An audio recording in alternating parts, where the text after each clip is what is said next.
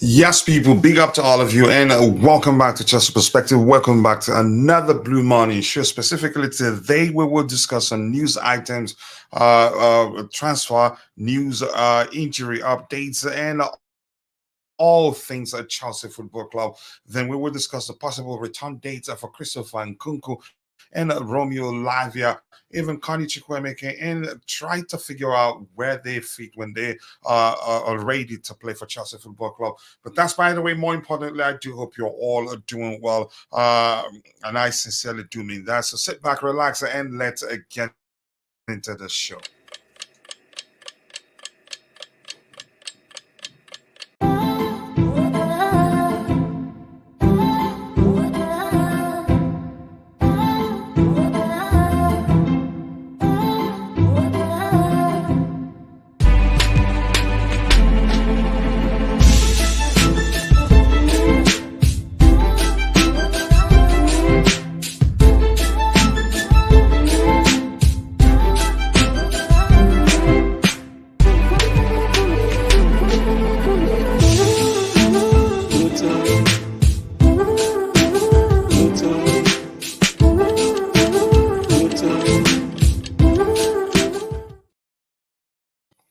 Yes, people, welcome back to Chelsea Perspective, and I hope you're all doing well. I hope you're all breathing blue, eating blue, sleeping blue, and working up blue. As for me, that's what I do. I appreciate you all finding the time to join the show this morning. Let's see. Quite sure, and we don't have too many people in the chat already. And keep dropping the likes on the stream as you're joining. The likes that do go a long way.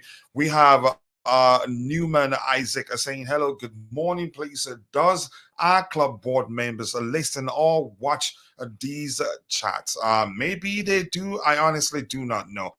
I think I'm quite sure they do because that will give them a good idea of how the fans feel about situations or things that are things that the club are going through. But that's just my opinion. But if they don't, then they don't have the opportunity to learn anything. And here I'll be using the other screen mainly. That's because I was awake all night studying, doing research. So my eyes is hurting right now. This says they must get the club a very good scout who can get us better players with low price tags, and also strongly one of their commentators to stop mentioning the price of players like Enzo Casado and Mudrik. Unfortunately, that's never gonna happen, and you know fully well that that will not happen, brother. But I appreciate you joining, Newman. I hope you're doing well. It's that time of the year, says Jerry. Nice to see you, brother. I appreciate you finding the time to join, and you know what to do when you get a chance. This here says because this is not helping the players play when play well at all. I feel the media is giving our players a tough time to adapt to the Premier League. Here's the thing: the media would do their job, and some of them, you could argue, deep down are just you could say downright should I say pessimistic, or just has an agenda just to ensure that they put so much pressure on Chelsea players so they don't perform. But here's the thing: the players themselves should be able to deal with it. That's something they do for a living, and pressure shouldn't be anything. It's only natural. In most cases, you can say it dies off gradually, and at some point it will not be there as long as the player know what they're doing, in my opinion. But thank you for that. And I have my bro in the house. Miss you yesterday, Constantine Dante. Much love to you, brother. Nice to see you. Appreciate you finding the time to join the show. Yep, Kuchila, I hope your son he's much better. Went to school yesterday, but he lost a lot of weight due to that. But good thing is that he's breathing better. Went to school to participate in the Christmas program at school, and I'm happy. So thank you for remembering that and asking how he's doing. I appreciate that. Coach Morning, I have given up on Reece James. I read something that if we're to believe the report, I won't give on. I'm not going to give up on Reece James as yet, and the reason being that he was going to go under the knife to get to the root of the issue, and was advised to go through Mauricio Pochettino's fitness redeem with the regime, so to speak, with the hope that that will help solve the problem. It turns out it didn't, and now he's seeking external help, which includes consulting with hamstring experts and to decide whether to go to go under the knife to solve the issue permanently. And my bro, my Kenyan bro, Top SLs, welcome, everyone. Welcome to you too, brother. I hope you're doing well. It's official. He is out for 3 months now. Wow, I haven't even seen that. That's concerning, really. Um, Maybe he decided to go under the knife. I won't give, as long as the player is still young, you don't give up on them. Look at Christian Pulisic. He's played consistently for a while now for AC Milan. And correct me if I'm wrong, I don't think he's at any time since he joined AC Milan been out for a while due to injury.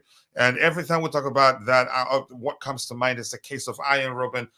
We sold him, I believe, at the time because he was injury prone, and the rest of what he went on to achieve in football, you know that. No need to tell you. So I say, let's be patient with him. He's an excellent player. He's that sort of player. Even if you can get 10, 20 games off of him in a season, it will go a long way. And look at the 2 games he played for us. Yeah.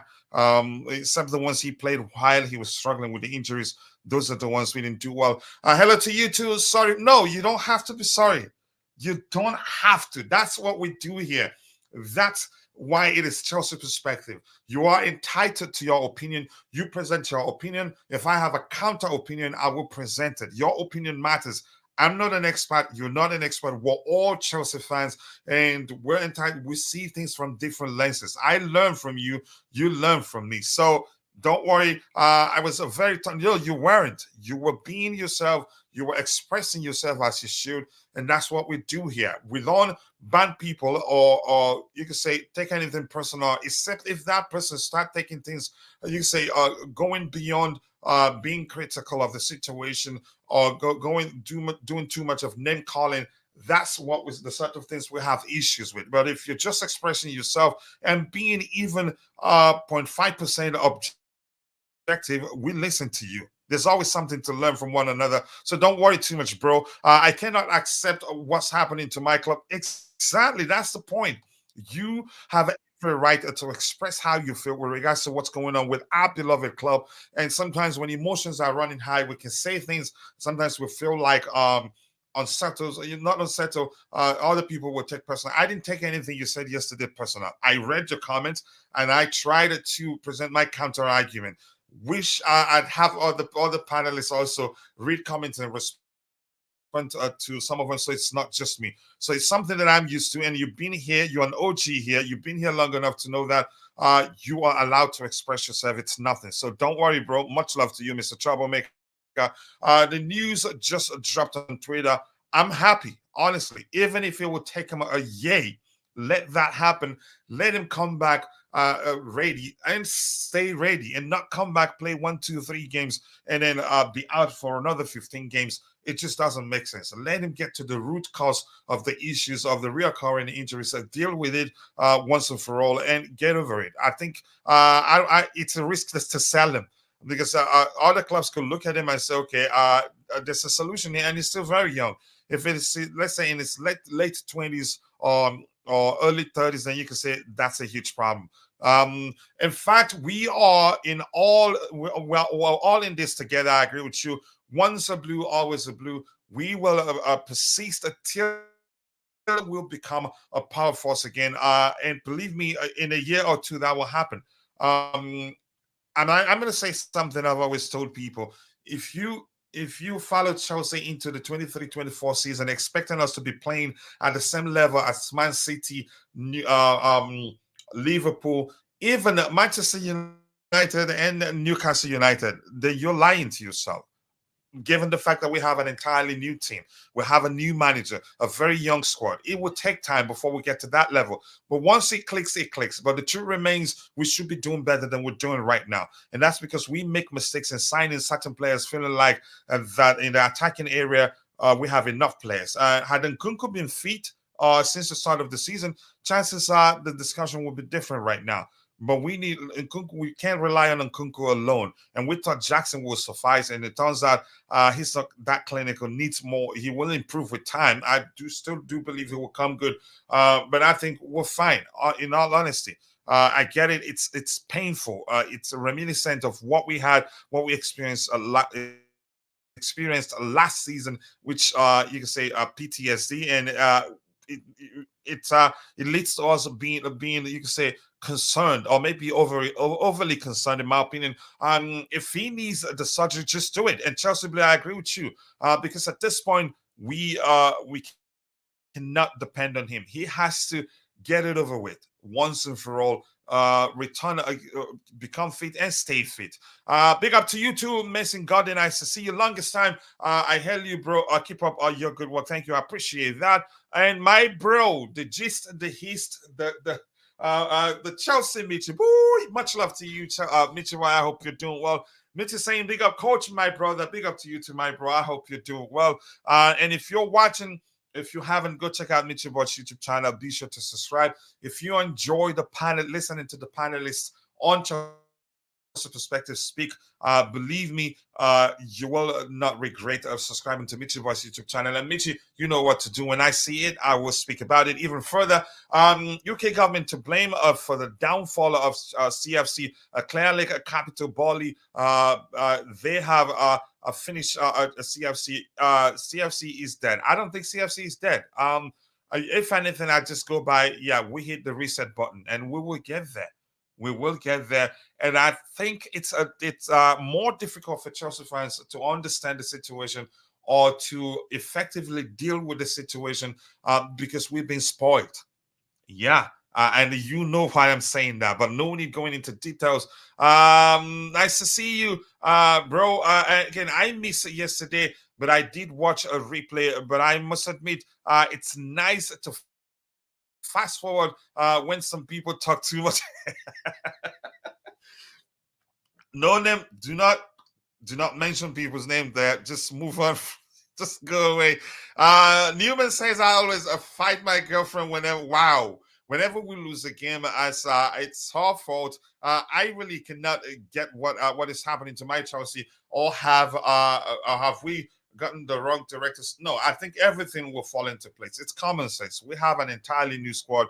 I didn't expect us to be ripping trees or mopping floor with teams. I knew before time that it will be a long season. It will be ups and downs. There will be ups and downs, smiles and frowns here and there, because these are kids, and kids will always be kids. And we've seen, you can argue, for instance, something that is certain that will always be, you could say, and JC did and JC did predict a long time ago that when we lost a game, he said it will happen. It will happen, but he just doesn't want it to happen too many times. What will happen? Like losing games when we shouldn't lose games. And that's because we have kids, and kids will always be kids. So I don't blame him. But that's right away. We'll move on. Let's see what else we have here. A Newman. Okay, just having a conversation with him. Let's see what else we have here. And Mr. Troublemaker, looks like Dante's going to go get a cup of coffee. Well, I'm good for the moment, my friend. And just something I wanted to say quickly here. Here's the thing. I found myself, it's called transfer aggression. I found myself, one time, I had to apologize to my boy for yelling at him unnecessarily. But I am trained to quickly read a situation and realize, I read the situation quickly, given my training, and realize, what the heck am I doing? My son doesn't work for Chelsea Football Club. He's not the reason we lost the game. And I turned to him and said, I'm sorry to have yelled at you. These things happen. It's a reflection of how much you love the club, that it can affect your mood or lead to your mood changing, that you be, you can say, be aggressive when you shouldn't be, against people you shouldn't be aggressive. But you get the point. So yeah, I understand you using the term fight, not literally a fight, but the way you sound when you speak to your girlfriend after Chelsea lose a game. Well, I'm good. Nice to hear. And my bro Jude Mesole is in the house. We gotta do some live shows on your YouTube channel. And I wanted to say that yesterday. I think you responded to something I said, and I wanted to tell you why I said, bro, I wanted to tell you we should do live shows on your end to help grow your channel too. But I was at my son's Christmas program and was taking picture with the phone at the same time, so I didn't say what I wanted to say to you later. But we're talking private. Good morning, coach, and everyone. A lot of people are now alleging that the owners are here for business. It does not really does not really like. Okay, let me see. But we will know over time. Here's the thing: even if they are here for business, I don't think they'll be spending that much money. It just doesn't make business sense. And let's be honest, yeah. And truthfully, they're here for business. But at the same time, if the club doesn't do well, they'll be losing money. They're not going to get big sponsorship deals. They're not going to get Champions League football. So it just doesn't make sense to argue because they're here for business. All they care is about money. No, they have to win trophies to make more money.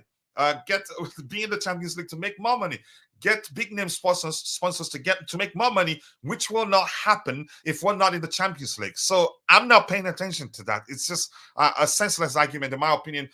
Big up to you too, Phil. Nice to see you. Big up, panel. I really love our club, but it's been difficult with these kinds of performance I see every week. I think that changes. And if you're being truthful to yourself, had we been clinical in front of goal in some of the games we lost or drew, the discussion would be different right now. I don't think it's fair to just blame Poch for the results. I believe so too. I see it that way too. And the players, if we give Poch the players he need with experience, we would be here, and we wouldn't be here. And here's the thing: something else to say. If you want to see things from the perspective of Mauricio Pochettino, states before he signed on the dotted lines, he was well briefed on the direction the owners want to go. And he accepted the job, agreeing to deliver given what we have. And he even said during one of his interviews, said something to the effect of he knew what he was getting into. And he got this job because he's known to nurture young players. So I think he said what he said out of frustration. And I think the owners will get him the players he wants. If he's promised them, he will achieve results because the owners want Champions League football. They will get him experience. They will mix it up. They will help him achieve balance in the team and will do better. But we need patience. It's a simple as that. Poch indicating some more signings shows the past signings weren't his preferred players. But I've told you where I have an issue with that. The fact that he signed, he knew the players we had before we signed, and he okayed the signing of the players we signed after he became our manager. So I don't think, to me, that's just an excuse. That's something he said out of frustration. But we've heard even before he said that the plan is to sign more players in January, experienced players, and yeah, we'll get there. I've been in this situation with Antwerp, coach 13 years in Division 2 till we got an owner who with a good structure in the club. Last season, we won 3 trophies. So I know what happens with Chelsea. I don't think Chelsea's case will end the same way. I think we have the talent. Just a few more signings and we'll be good. And I'm just that's just me. I'm not making excuses here. I'm being as objective as I can be, in my opinion. You need to understand, coach. You only can talk about the future if your first team is winning on the pitch. And I feel there are too many players ready to win many games and get us a European place. That's why the owners are planning to make a few more signings in January, which will in turn lead to us selling a few players even before making more purchases in January, if that makes sense. They want success. Even if you think they're here for the money, it's a result-driven business. If the results aren't going away, they're not going to make money. It's simple logic, really. So I don't buy that argument. They're just here for the money and all. So that all they care is, if they care about money, then we have to win. We have to be in the Champions League. We have to win trophies. We have to get big name sponsors, which you cannot get if you're not doing well. If that makes a sense, I don't know. Mitchell Boyce in the house, the gist, the hist. What else should I call it? I'm not too sure. But Mitchell, boy. Much love to you, brother. Let's hear you. But let me just go to Jerry Z. Sorry, I forgot he was there because he was at the bottom. I did that as well, coach, to be fair. Hello, Coach Harry. Hello, bro. I had to arrange because Mitchie is on camera. So Mitchie has to be the second person. But let's hear you. No, go ahead, Jerry. Mitchie can wait. You know I don't like him. No problem. I will. No, go ahead. Go ahead, Jerry. Go ahead, brother. Okay, then you asked me a question. I don't like him too. I don't know what to say. No, let me ask you the argument that the owners are here just for the money. Does it make sense to you? For me, it doesn't. Not from any angle you want to see it from. It just doesn't make sense. Yeah. So you know me by now. It's like I don't like to speculate too much. It's difficult to get in someone's Mm-hmm. head without knowing them, right? So it's all opinion, I would say. But it is also And let's true. just say you don't know them. Let's say you don't know them. Being honest, Mhm. does it make sense? How would they make money if we're not winning? If we're not in the Champions League? Well, How will you attract big name sponsors if you're not doing well? yeah, But go ahead. yeah, it's a good question. It's a deeply needed question. But I mean, it depends. I'm sure the one of the viewers said something in the comment which you were addressing. So, I mean, example could be taken of Manchester United, Tottenham. Like they are not winning, but if they are finishing in the Champions League, they get like it's a Mhm. they are in profit, right? So you don't necessarily have to win the Premier League to be in profit. So that's all I can say, right? But of course there should be a level of success, and which is for most of the clubs is the Champions League. As long as you are there, especially the clubs, right, who are already well established, like Chelsea, Man United, Liverpool, they can make money if they finish in the Champions League because they already have a fan base, a structure, a revenue generation mechanism. For smaller clubs, they can make money as well, of course, but the other clubs, they are already in a good place, if that makes any sense. But definitely, if they win Mhm. Premier Leagues or titles, it would help. But so we can see the cry of United fans and Tottenham fans with Levy when because they say they are happy as long as they finish in the Champions League. So it's a legitimate concern, but because it's still a very new ownership and a model, so we cannot say. But the signs indicate that they want to win because why would they spend 1 billion, right? Why would they spend 1 billion, right? And one can agree or disagree on the model, the structure, that's another thing. But we can see at Mhm. least they have a philosophy. They implemented the US methodology, which they worked with their team in US. I don't follow that, so I don't know about those teams, but the system and the approach is the same. So only time will tell. But I believe they, of course, they want to win, but they have not been ruthless, you can say, so far, in terms of you can say addressing the issues at the right time. Again, Tuchel sacking is a question mark, big question mark. At that time, I was not in the public or talking on the content, but behind the scenes with my friends, I remember on that day I said this is the most illogical decision I have ever known in my lifetime, to sack a coach like Tuchel. But anyhow, we don't have to go there. So and just an example can be given, like now we can see what we need in January, right? But I think we already knew that in the summer. I'm referring to the striker issue. Had it been solved, okay, we didn't know at that time that Nkunku would be unfit, right? But I think if we would have addressed that, because if you remember, I think everyone would remember, on any channel, big or small, mainstreams like ESPN or Sky, before the summer, last summer, they were all talking that the one thing that Chelsea need is a striker. And I do believe that if they had gone or they had obtained a good enough or a renowned or experienced striker, we would have probably got like at least 10, 12 points more. And I think it's not far fetched. So these things are does raise questions to their you can say approach, determination, or how much they are, you can say how much they are well versed with this situation. Sometimes you feel that they are okay with the time thing. It's okay that this project would, I would just like to conclude that this it's understandable that this project would require time, but that's something that the coach and the players would need to integrate and develop. But what they can address is through a better planning and recruitment. And one more thing that many people think, because I'm talking about the owners, so this is my opinion, I could be wrong, but some many people think that I should talk about the sporting directors, why I'm talking about the owners. But in my understanding of football in the last 16 years, I think the owners, most of the times, they set up a structure and a philosophy, and the sporting directors have to follow or abide by that. So, let's say if the sporting directors want to do something that they probably think is better, but they have to remain in that framework that they have agreed with the owners. So this is what I can say. And yeah, so that's all I have for this discussion. All right, thank you so much. I'll bring you on again soon. Yes, signings are here. About Mitch, I'll come back to you in a bit.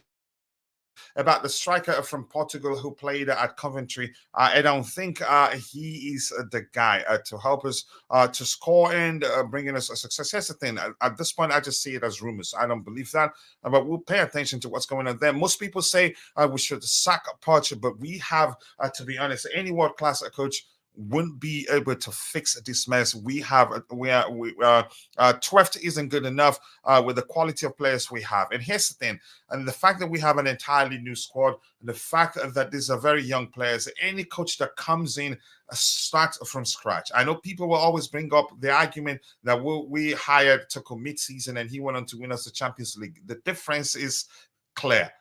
There's a huge difference between the squad we had at the time and the squad we have now. The squad we had at the time already played together under Frank Lampard, and they weren't. Tuchel did he make any changes at all before he won the Champions League? I can't quite remember.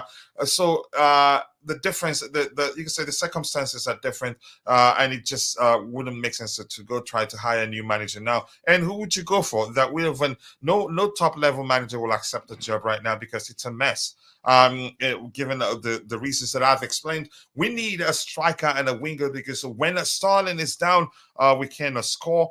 And he's been inconsistent. Mr. Isaac, nice to see you. I hope you're doing well. Sporting director, Paul, I think it's everywhere right now. Sooner or later, Chelsea will sniff around Sanchez Girona manager. I'm not sure what manager they're going to go for. I think for me, if we want to, here's the thing, I'd say let's try and stabilize the ship.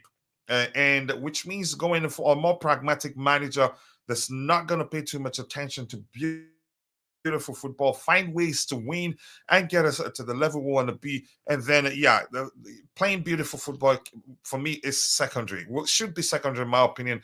I wouldn't mind Mourinho coming back a third time and just helping us stabilize the ship in the sense helping to lead us where we should be, even if it ends up not working out because it's too pragmatic. I'll take it, but that's just me. Let's see anything else we have here. People saying hello to each other there. And Okash, CFC, nice to see you, Okash. I hope you're doing well. Mitchell boy, you have the floor. Tell us, what do you make of people arguing? And after that, we're going to addressing the news items we have lined up because we don't have forever. And we want the show to be finishing at most 2 hours, 30 minutes or 2 hours plus.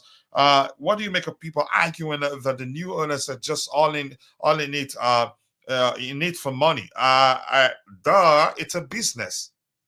It's a business, first of all. They have to make profit. But then they sound as if they just want to run the club into the gutter, that they don't care. I think they care, but let's hear you, Michi. I've watched the game. I've watched the game once, and I watched the first half this morning. Had a wee sleep, and then I'm watching the second half. And now we actually played quite well. That performance didn't alarm me like to the performances, like the United performance and Newcastle performance. Newcastle were a bit flat. United, I was unhappy with that performance. But in between that, we've had a lot of good. I enjoy watching Chelsea. I think we've got a good team. I think we just need a little cherry on the top. I think we need that striker. I think our problem is, although we don't defend as well, I think if we start scoring goals, the odd goal here or there, have a quality striker, I think, forget about sacking Pochettino. It's not going to happen. They have to back him in January. I can't see them sacking him. Fair enough, if we lose every game, they might have to sack him. But I think the team's still with him. I still think we've got a great team. We are playing fantastic football. When I see the fantastic football like I did, especially in the first half, I'm watching the second half again now. If I see that fantastic football, then everything isn't that bad. But we're not functioning as a team because you need goals. We ain't getting the goals. Now, at the moment, Palmer is practically carrying that front line. It's not good enough. Brozier came on. He's not really had a good run and stuff, but he doesn't look like the guy. He was really poor on the day, I agree. And we've established that Jackson isn't the guy. So we cannot go forward without a proper striker. And then you've got the inconsistent Mudryk and Sterling and Noni, who however plays. So two out of that free front line isn't functioning. So I think Nkunku needs to come back in. I think we get a striker. A striker's a definite. Now, we've got to wait until January. And I think Osimhen, even if we get Osimhen, he's away in Africa duties. So we're not going to get him to February. So that's a bit of a blow, a bit of a bad start as well. Then the Toney boy's been out for a long time. So I think that's why they're starting to scrape about and look at this other boy. They're starting to look at this other boy that I've never heard of. I don't even know who he is. But they're looking at another player. I think it's in Spain or something. But they're looking at another player. Yeah, I just hope... we have the list. I just hope we don't go down the line and get another Jackson. I want somebody in with proven quality experience. So they need to get the right person. This is all down to the owners and the people underneath who are scouting and stuff. They must bring him a striker. And we need to get Nkunku back in the team. And we probably need another at least one experienced player. Because again, 2-3 injuries in that game. You had Cucurella, you had James, and now the goalkeeper. I've just watched it now. 49 minutes, he jumped down. He went down on his knee. He twisted his knee a little bit. And when they were rubbing his knee, they were putting ice on the inside his knee. So he could be injured. Now, that means we're down to Petrovic and a young goalkeeper. So the injuries are chronic and it's no normal. Now, people can come for the manager all they want, but isn't it going to help anything? Because if we change the manager at this point, no other manager is going to come in and do any better. And all this rubbish about, elite manager will do nothing with this team. Pochettino's picking for 13 players every game. He cannot manage these players because, like what he did, he took out Sterling, he took out, who was the other one? I can't remember. Sterling, he dropped Sterling Jackson. So he took Sterling Jackson, but he never put like great players in. Brozier wasn't good, and although I think Mudryk was pretty good. For what I've seen, he did quite well. But that's what I'm saying. To manage players, you need to be able to one of our best players on the. Yeah, go ahead. Yeah, I was going to say Mudryk was one of our best players on the day. Yeah, for what I've seen, I mean, Roger says he wasn't that good and stuff, but I like to have my own view. And what I seen was a guy that just flew by people, got to the touchline and he said they were poor balls, but I've watched the first half a few times and he puts decent balls in. Because somebody doesn't get an end of them doesn't mean they're poor balls. He's just bursting to the touchline and crossing balls back, and he cuts it back quite well. So as a winger, I think he's doing his job and his pace is sensational, whereas you don't get that for Sterling. Sterling's all about dribbling, and occasionally he'll put a good ball in, but 90% of the time he just loses it or it's a poor ball. But that's it. We need numbers in the box. We need better players in the front third. We've had this problem for years. It's not just a new thing. We've struggled for a long time. We've been lightweight up front. So I think we need to, the owners need to do a bit of magic again. We need to push some players out. There's a story out that is 6 players. I don't know how Dizazi's on that list because I like Dizazi. I don't see him being on that list. One thing I will say about this. Yeah, I get some of them. It's lazy and it's easy to do, but why stick Dizazi on that? Why stick Gusto on that as well? Because to me, Gusto's a good player.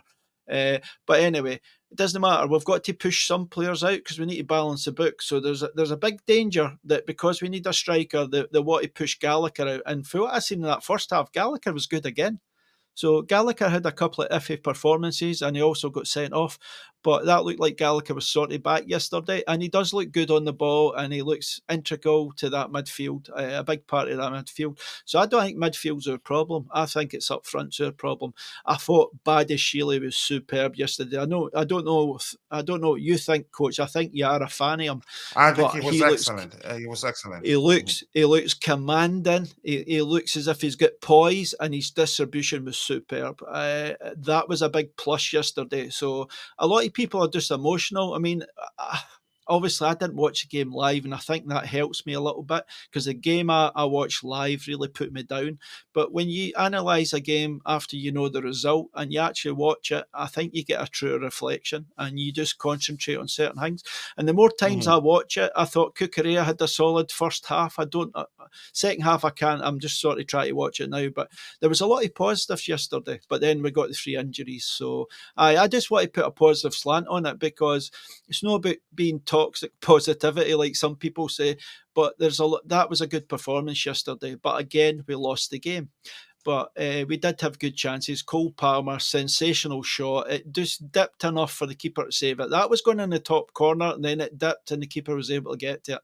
If it didn't dip, it was a goal. I know it's hypotheticals, but yeah, I thought Broja looked a bit cumbersome. I don't think he's the answer. A lot of people wax lyrical about him.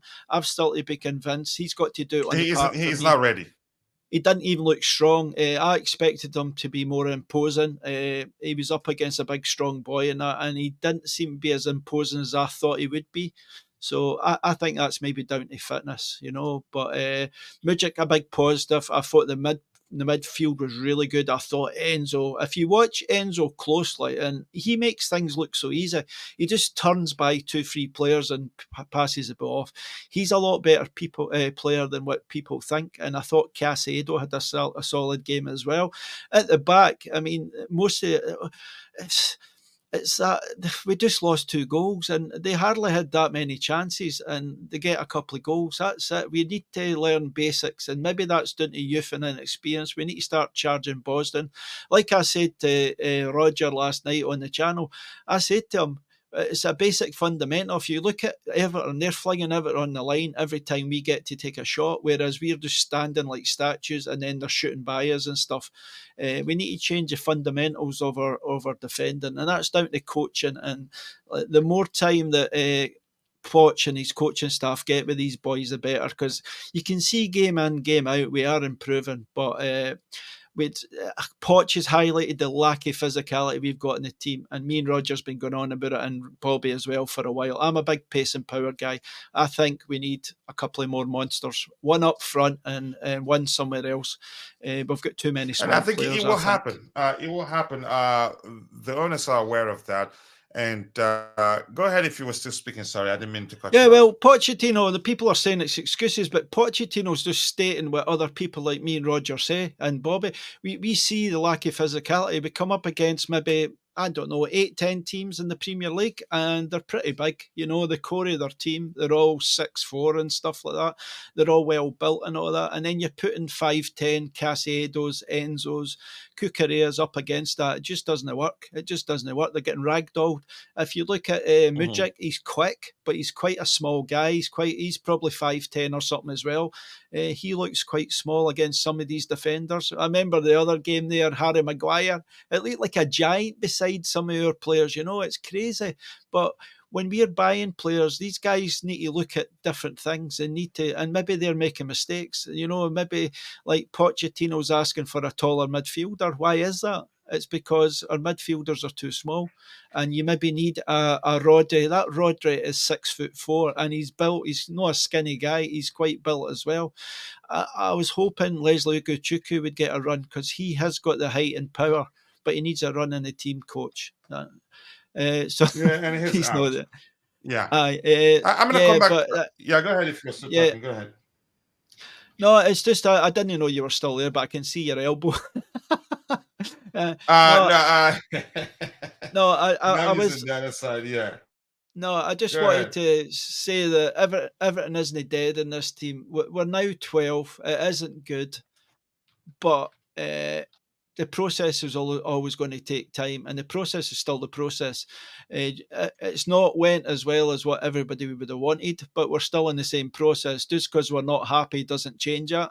We've still got to go through the process, and I think what they've done is, Poch agreed to go with the team he had, right? That's fair enough, but I think the owners thought they gave him enough. They gave him Jackson, they gave him Nkunku, and they gave him Lavia. So you can see there's Nkunku and Lavia probably would be an upgrade, superb players, but We've not got them.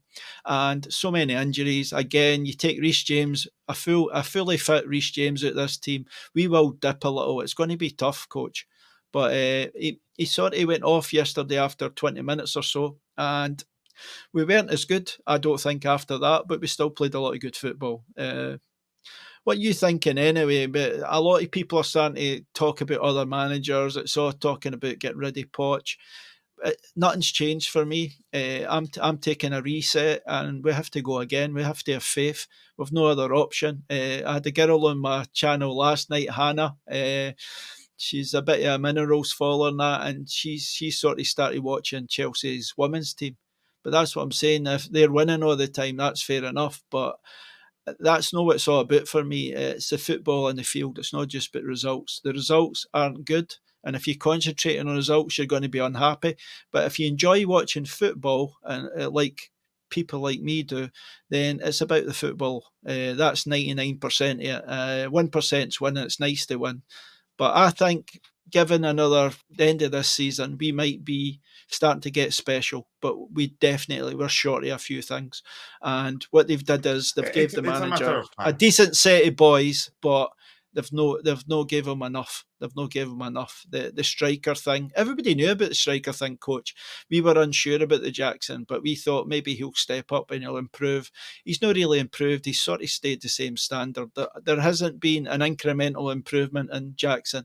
I think he will get you the odd goal and stuff like that, but it's just not good enough. We're in 12 for a reason, because we just don't score enough goals. I think it's down to goals. And if we're left with, say, Jackson, Sterling and Palmer, we're going to be about 10th. We need something special up front. I think that's the difference. And we're talking about Chelsea teams in the past. The Chelsea teams in the past had special players. We need the special players. Yeah. I will come back to you again, Mitchell. Let's give those in the chat a microphone. Coach, always nice to have just you on the one panel. thing. Coach, did you notice Mitchie's top? You didn't take a look, right? His shirt, jersey. Oh, okay. Yes. The Scottish Pochettino. He's the Scottish Pochettino. I didn't know that. Is that the new name? Okay, I need to know. I've missed a lot. I got a top for my Christmas, coach. I bought myself a top for my Christmas. I'm the Scottish Pochettino. Scotch. I don't think I'll order a Chelsea. You know what? With that top, you look like him. I'm going to come to Tobeho, who's on the panel in a bit, but let's give those in the chat the microphone to hear what they have to say. And before I do that, Michi has shared the link to his YouTube channel. Please go check it out. Let's help him get to 2,000 subscribers as soon as possible. He deserves that. Click through the link you see on your screen. Go subscribe. Believe me, if you enjoy listening to the panelists here, you will not regret subscribing to Michi Boy's YouTube channel. And Stockport Direct Football says that Enzo too doing a good job at Leicester City. Enzo the manager. Yep, he's doing a good job at Leicester City. And our boy Casadei, the last time I watched him there, I think he's improved, but he's not playing consistently. I think they're rotating. I think he's rotating him with Ndidi. And Toba saying that only Nkunku or Osimhen lineup can be special enough to turn things around. I hope so. We'll talk about them in a bit. We need a precedent, a type of figure in our club to operate freely, without owners interfering. But this is not a model Americans will be comfortable with. I think we're just speculating, saying that owners are interfering. I think, if anything, what I'd go with is that they've been misled, because we have footballing people there, and if they allow them to make mistakes that much in terms of recruitment policy, it's on them, not really the owners. And Tommy Dyer saying, big up Kachila, great to see you, brother. I hope you're doing well. I haven't seen you in a while, and I do hope that the cases that you've been busy, not that anything has happened. Mitchell Boy, you have a new subscriber there from Okash CFC. Okash, nice to see you once more. Could we get a Tuchel back? I don't see that happening, at least not for now. Yeah, I agree. I still think Poch is the best guy for the moment. Yep, but we didn't play good. My friend Everton gave us the position so they get the counter, but we didn't play good football. Here's the thing, I'd rather we play badly and win games. And if you look at all the games we've won, the opposition usually keep the ball more than us. In cases where we've kept the ball, we end up losing those games. So it just doesn't matter at this one. Just win games. These players need to win, and that's because something that Deborah Makunju has said there in the chat. A few months ago. As much as winning is a habit, can become a habit. Losing can also become a habit. That's which is why in some cases you see yourself leading by 3-0 and end up drawing or losing that particular game.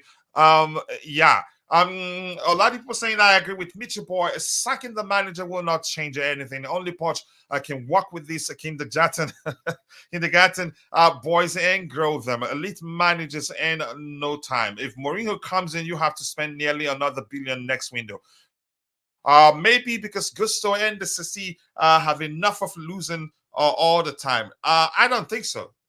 The Sissi has actually been one of our best defenders. And as much as bad as you think Gusto has been, he has 2 assists and has actually done well defensively. He pocketed the likes of Mitoma. I think that was during the preseason or the cup game also. I can't quite remember. Gusto is an excellent player. And if you see any leagues that has Gusto and Disasi in Nate, it's absolute horse dung, in my opinion. That's just me. Let's see. Ty is in the house. Ty, nice to see you. I hope you're doing well. Michi, very quiet today. No, being honest, in my opinion.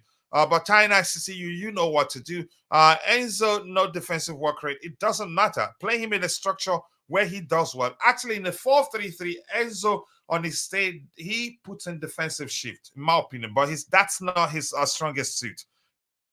He has his suit, which is help us control games. And he's the sort of player you don't know what he brings to the team until you take him off. The training team are not doing their job.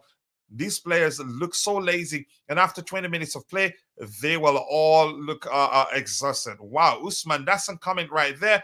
Amici is on point. I agree with him. Says Phil Sips. Personally, I think 2 or 3 experienced players, first-team players, may help us the second half of the season. If we can squeeze to 7 or 6 by end of the season, then next season you actually would be title contenders. If we can get experienced players and mix things up, we'll be better off next season. And Tyron, nice to see you. Leslie is 19, but look how his experience.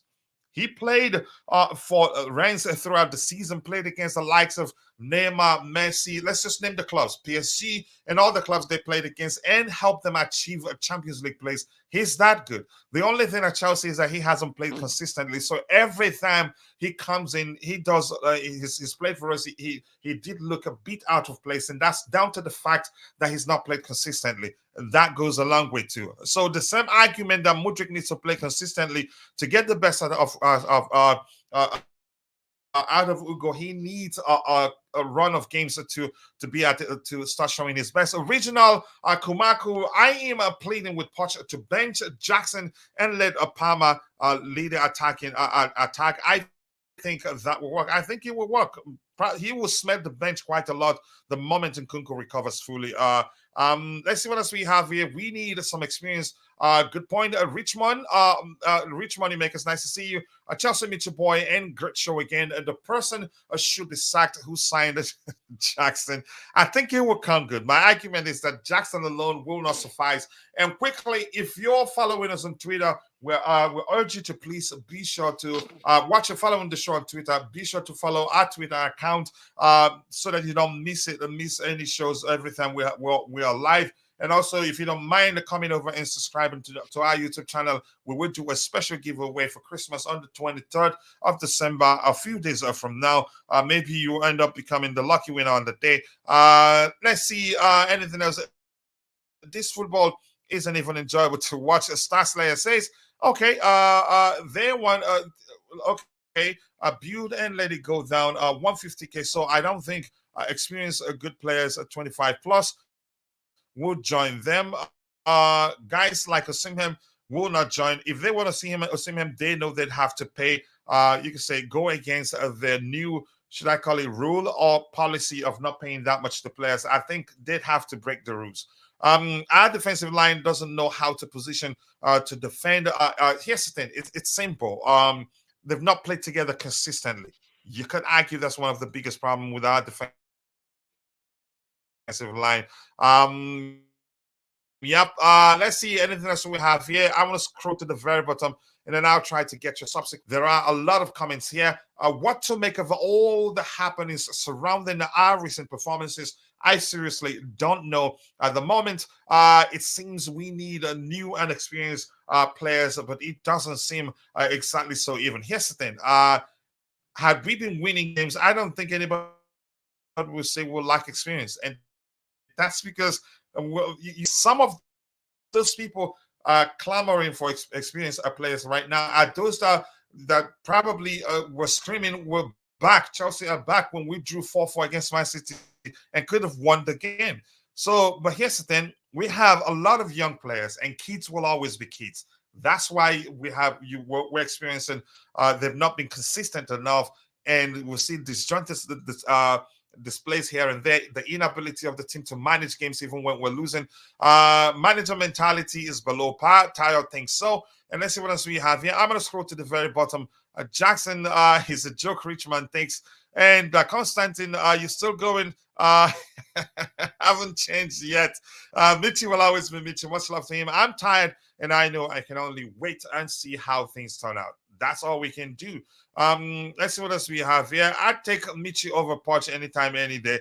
Michi understands football very well. Michi looking like a Chelsea coach on a press conference with the Trivago top. Yeah, and thank you for pointing that out.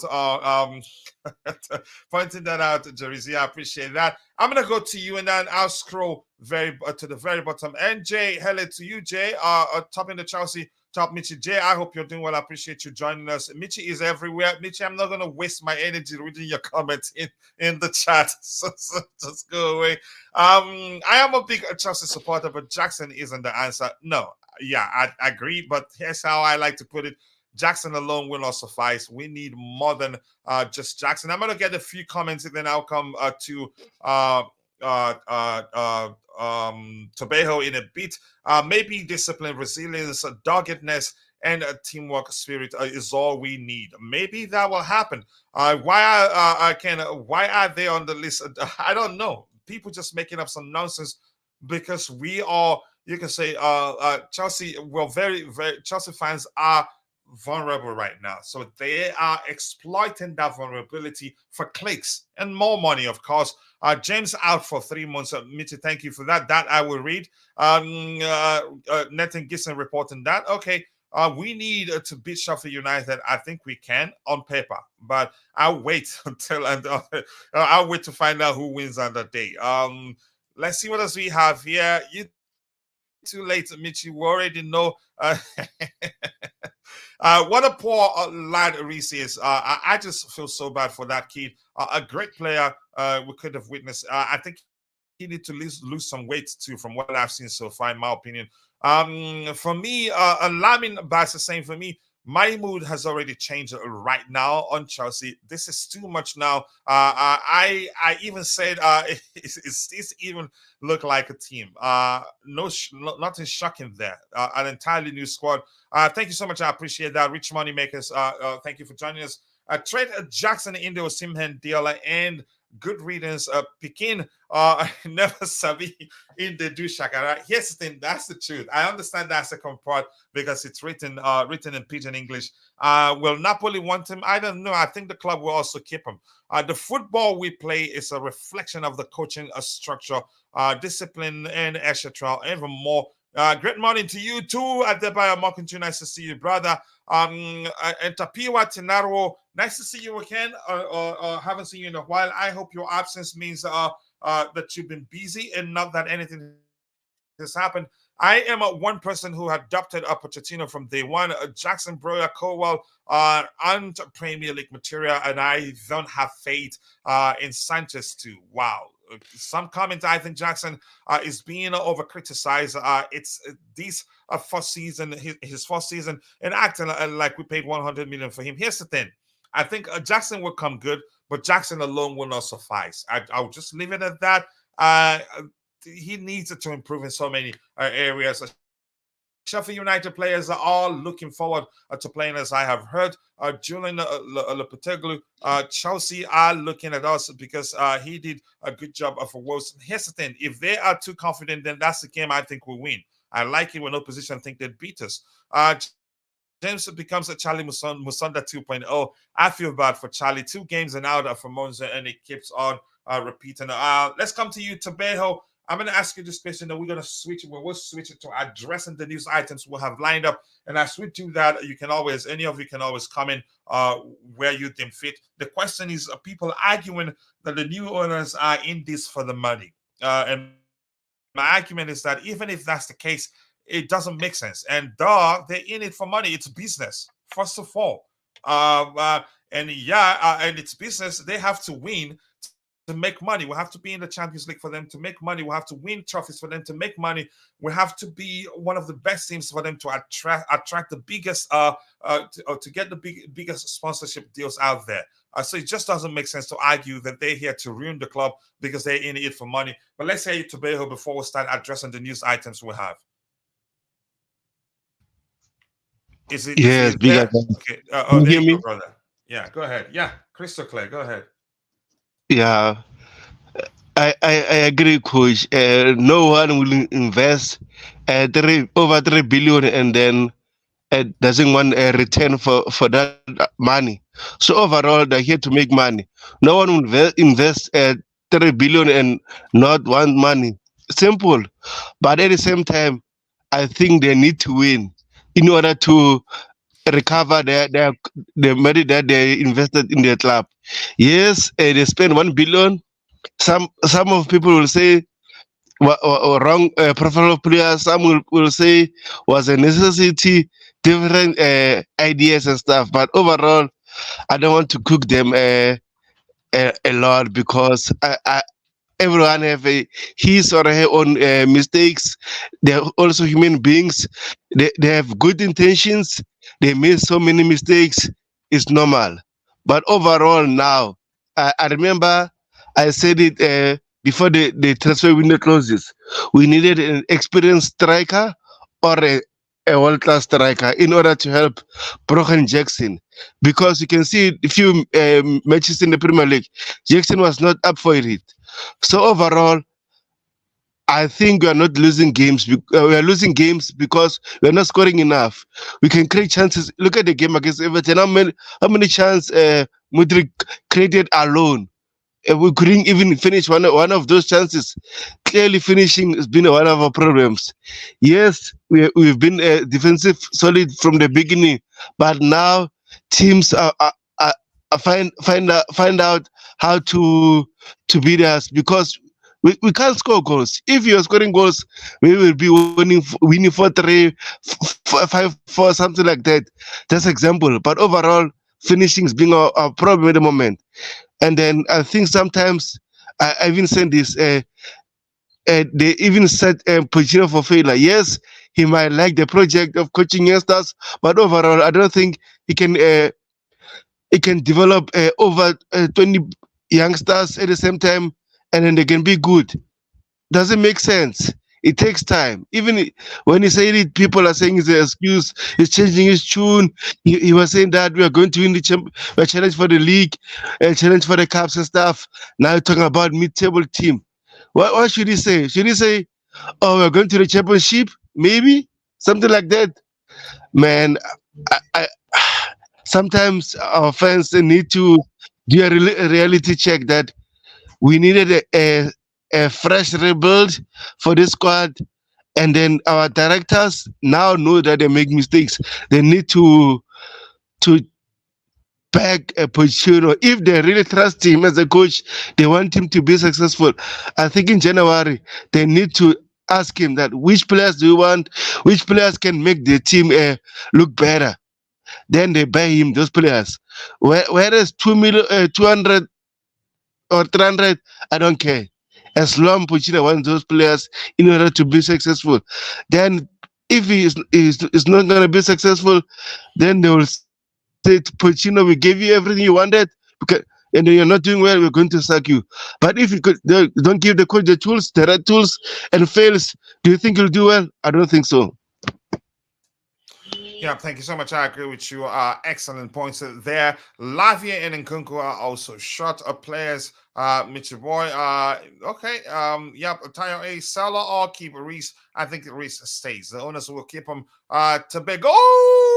I think that's going to be your name from now on. I like that one. Thank you, Constantine Dante, for that. Kachila, when you say Jackson will come good, I think he will improve. Please, your definition of good, that player will never be a world-class forward because he barely can shoot and lacks that striker killer instinct. And you can say to some measure his footballing intelligence is sometimes questionable. So, but I still, let me, it's just, maybe it's just hope. Maybe from me. And the queen of the house, Choma, is in the house. Choma, I appreciate you finding the time to join. I'm quite sure you're on your way to work or you're already at work, just stopping by to say hello. But always nice to see you. I appreciate you finding the time to join. We need, Deborah is saying we need to start and we need stars and potent players. So how would anyone rationally compare the 8 best players in the world to some a subpar player like a Toney? Toney doesn't know what it means to lead a side to a title. Wow. I get where you're going with that. Owners have a long-term goal, not short-term. They want to develop, grow into success, and you can say sustainable, achieve, you can say sustainable, dominate for a long period of time. They don't want their success to be patchy. They wanted to keep the players together, these young players together. And once they gel, they be a winning machine. They will achieve a lot together and they'll dominate consistently for a long period of time. They don't want it to be we win today, then the next 3 years before we win another one. So I can't believe I'm going to say this is the delicious comment of the day.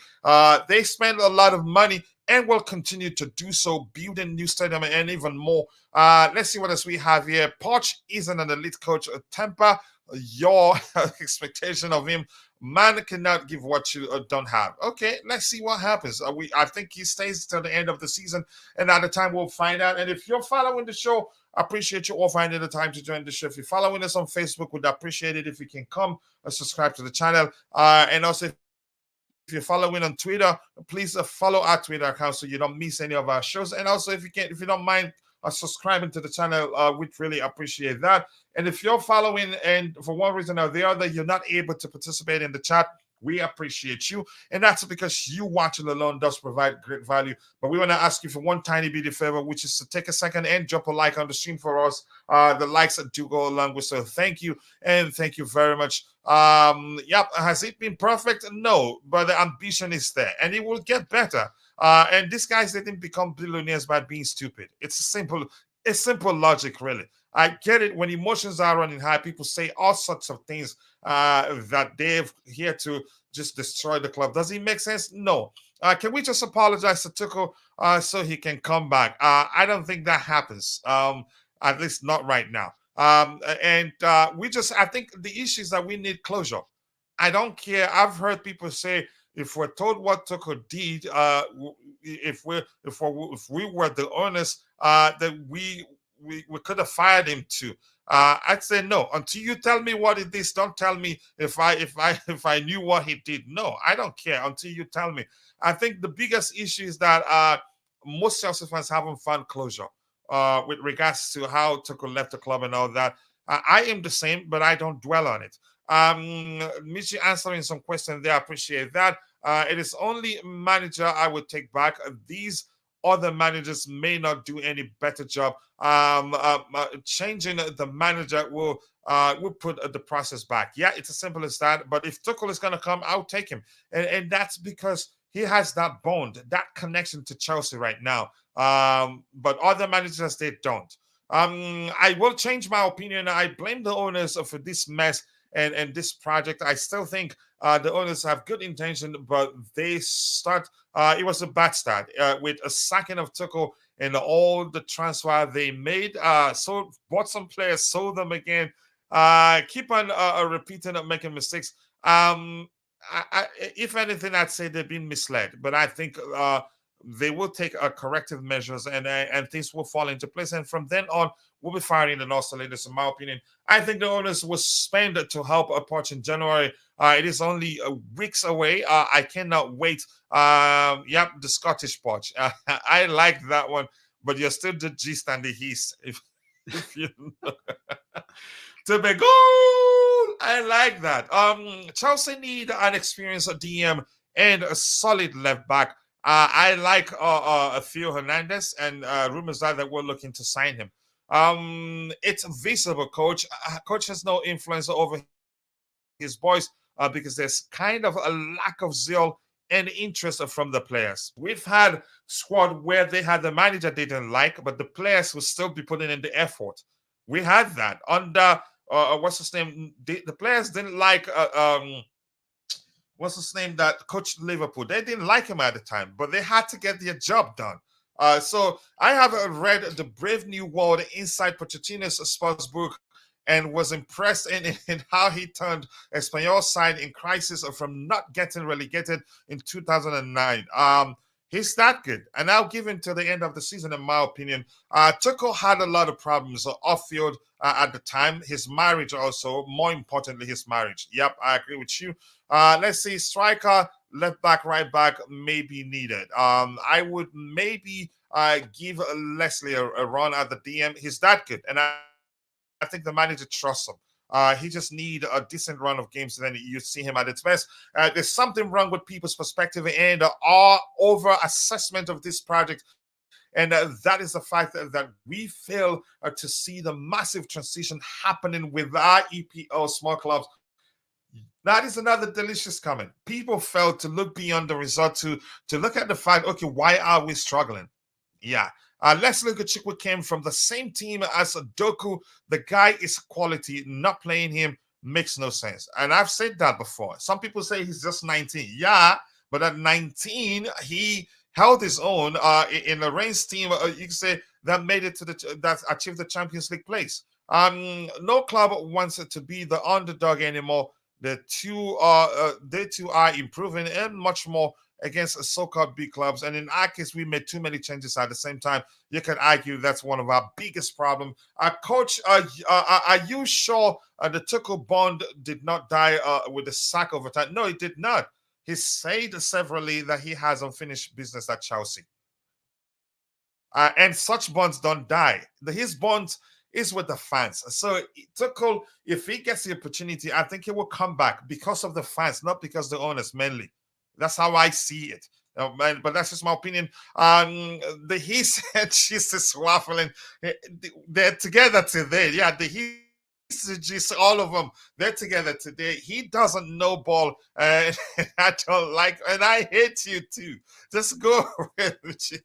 A team without discipline goes nowhere. That is my crux with Poch. And I think I agree with you. Ill discipline, you can say, has led to us missing some important players on two occasions right now. In this transfer, we need experienced players that can score goals, and we will get there. I think we will get there. We'll get better.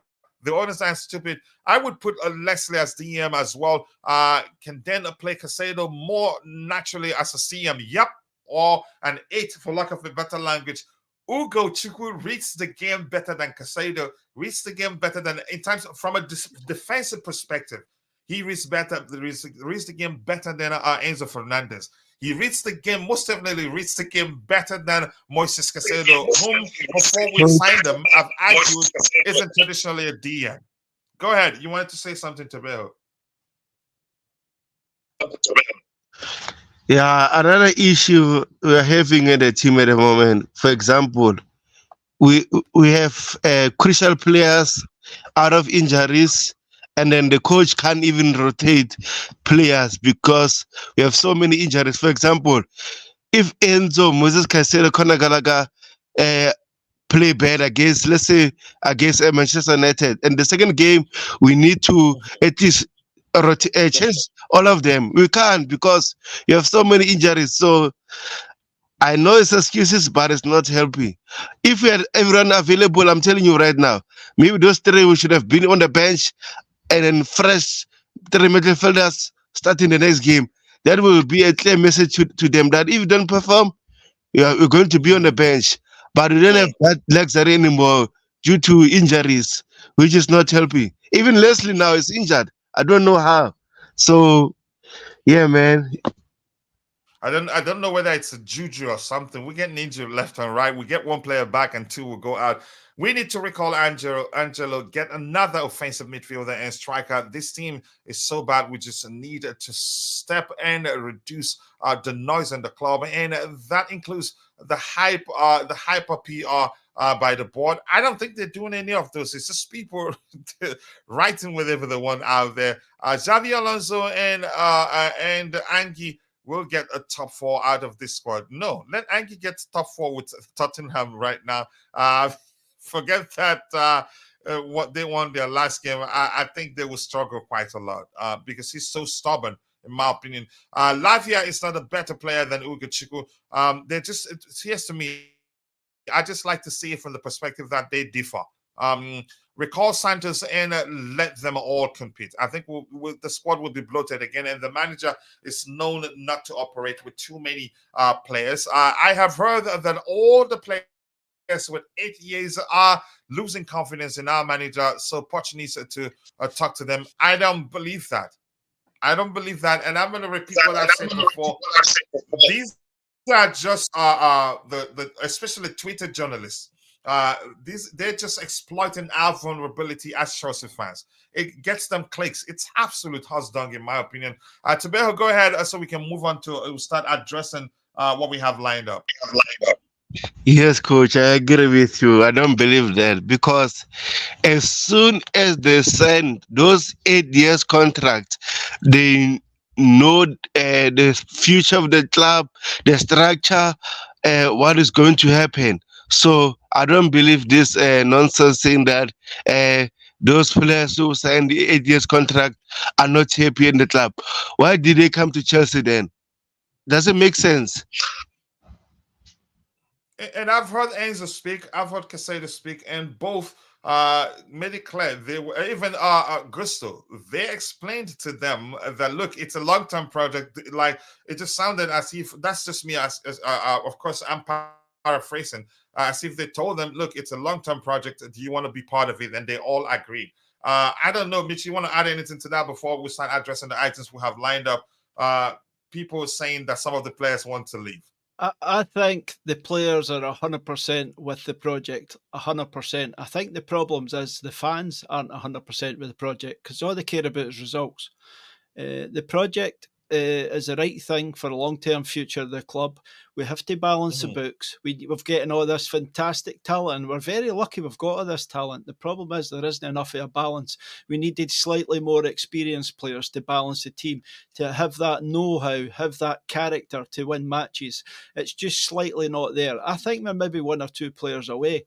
Obviously, the injuries has killed us as well, but I definitely think you put Harry Kane in our team, and we're up the top of the league. It's as simple as that. We are a striker short of a picnic. Yeah, it's as simple as that. Just give me 1 second, people. I'll bring by the microphone to those in the chat. Just give me a second. Did you see the report? There's a report that Poch is wanting a goalkeeper, left back, right back, 2 centre backs, 2 centre midfields, 2 wingers, a number 10, and a striker. That's just a joke, eh? It's basically that's absolute hos doo-doo. Go ahead with what you were saying. Absolute hos doo-doo. It just doesn't make sense. Yeah, it doesn't in any way. It doesn't make any sort of sense.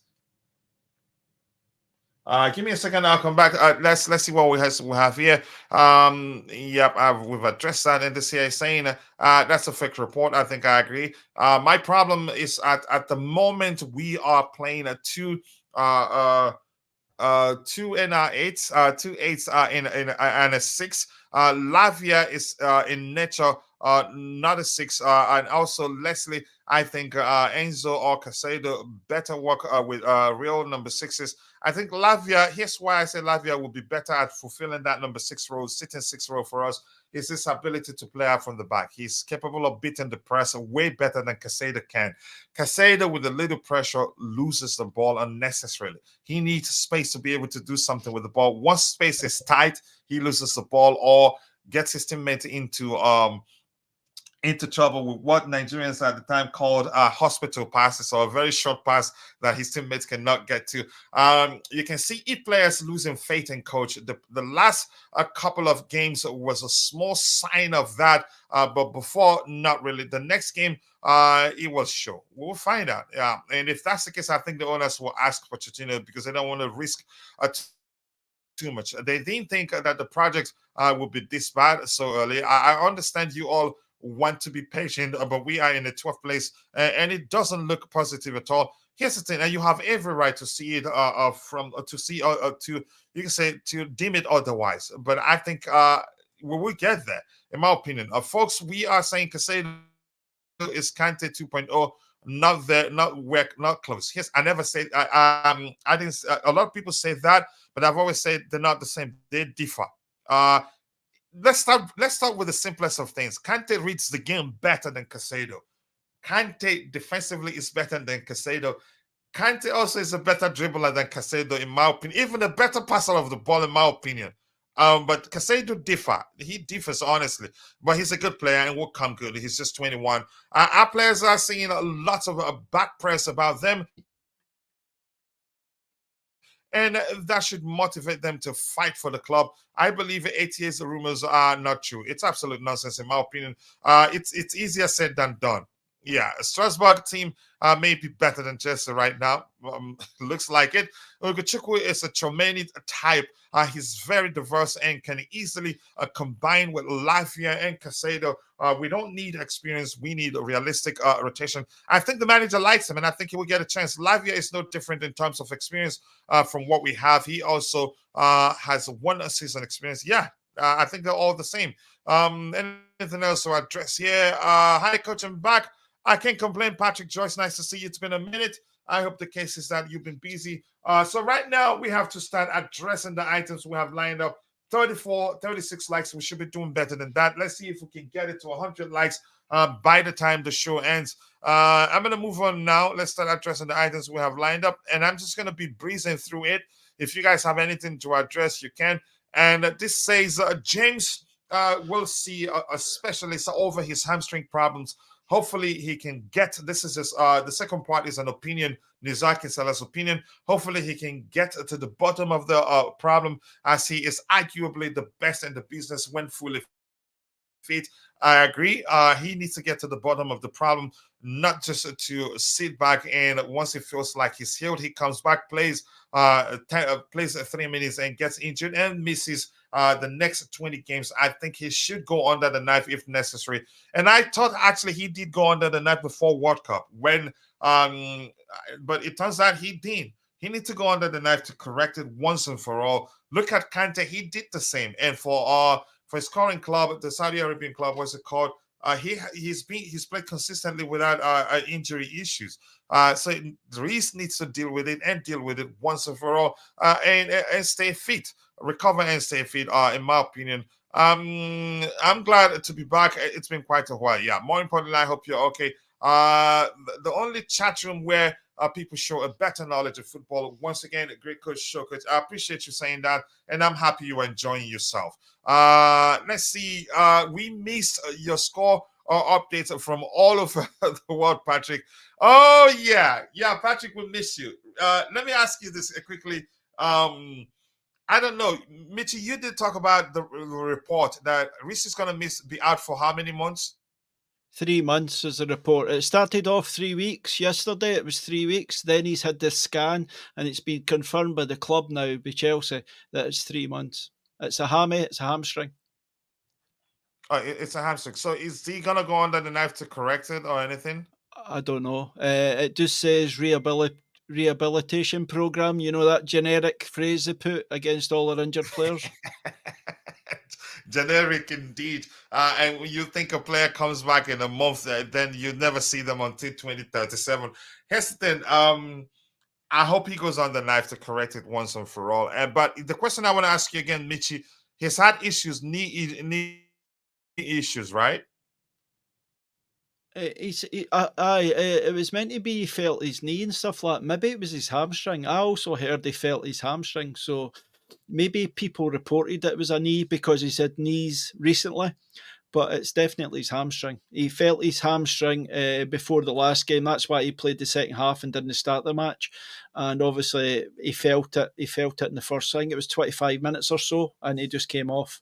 He wasn't like really badly injured or whatever that, but he felt it and he just came off. So he came off as a precaution, but there is an injury there, so it's no good news. I felt that when he came back into the team, we actually stepped up a level. So I'm gutted, but we've got a real problem. We've not really got a fit fullback now. The only one that's a fullback is Colwell, and he's not a fullback. I think every other single fullback's so injured. They might have to put Matson in there. Do you think you'll go back to back three? Sorry? Mm-hmm. Do you think we'll go back to... He trained before our last game. I'm shocked he didn't play. Who's that?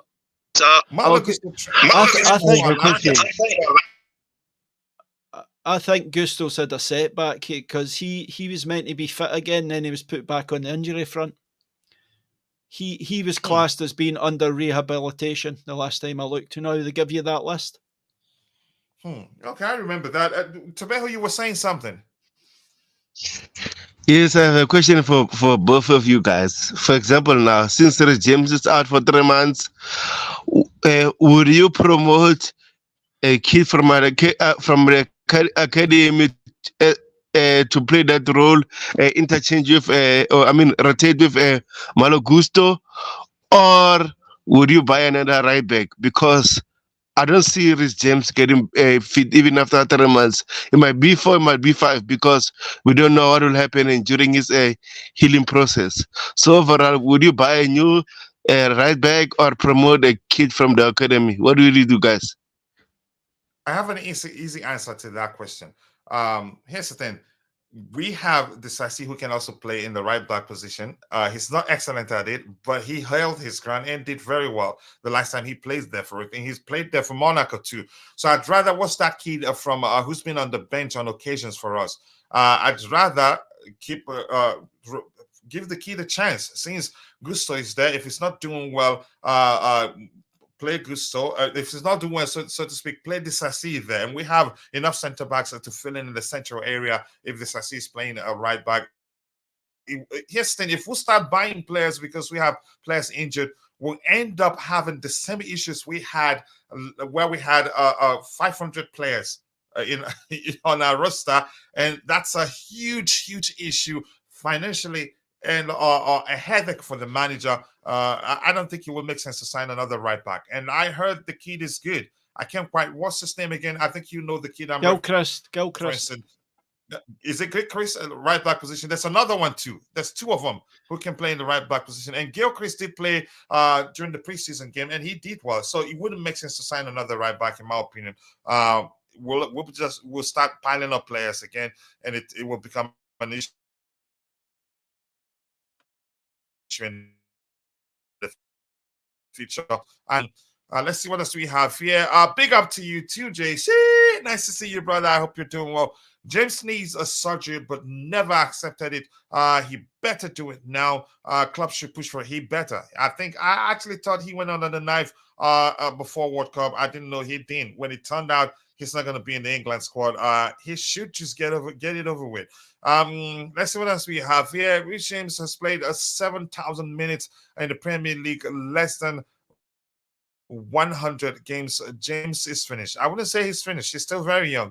Man United versus Bayern kicks off tonight. Okay, Joyce is back, and United need to win it to reach the end of round of 16. I hope. I don't know what to wish them. If it was from last game, it's Poch playing him.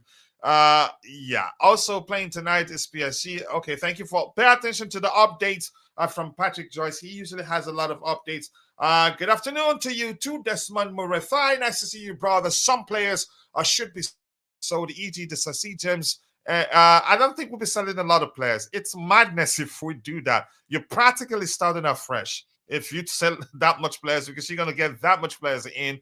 We're saying we have an entirely new squad right now, and part of the reasons why we're struggling is because we have an entirely new squad, and you want us to still sell that much players. No. Poch doesn't rate Matson. Yep, height issue. He sees him more of an attacking player than a defensive player. Someone said we are selling Gusto. It's absolute husdung, and I'm not going to even address that. And you know that. That good option because he will never move up. But at least, I mean, it's manageable until James returns, in my opinion. But signing players because we have players out injured, you can say it compounds. We'll be, you can say, falling back to the issues we had last season. In the panel, do you think we will beat Sheffield United? It's hard to say. You don't know what to get from this team, but on paper, we should beat them, in all honesty. But if I look at the numbers, I would tell you, yeah, the numbers show, given our recent form, how many goals we scored of late, that we're going to beat them or they're going to beat us. But they've been in upward form of late, so they're going to be difficult to beat. Gusto, Kuku, Master, Disasi can cover right back. Yep, and one of those kids. Yep. Is it Master? Did you say Master there? Let me see. Oh, you. Okay. Yep. Kuku can cover right back too. Yeah. Yep. I would love we start integrating some academy players as well. I think we'll do that. That is the project after all. And Poch has said, yep, he will make up the numbers of the because he had like to work with just 22 players, and he can get players from the academy to make up numbers.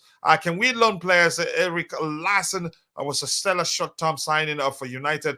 We are obsessed with permanent signings always. I think we can loan players just to get things fixed. It's actually an excellent idea. The question is, would the club do such? We don't know.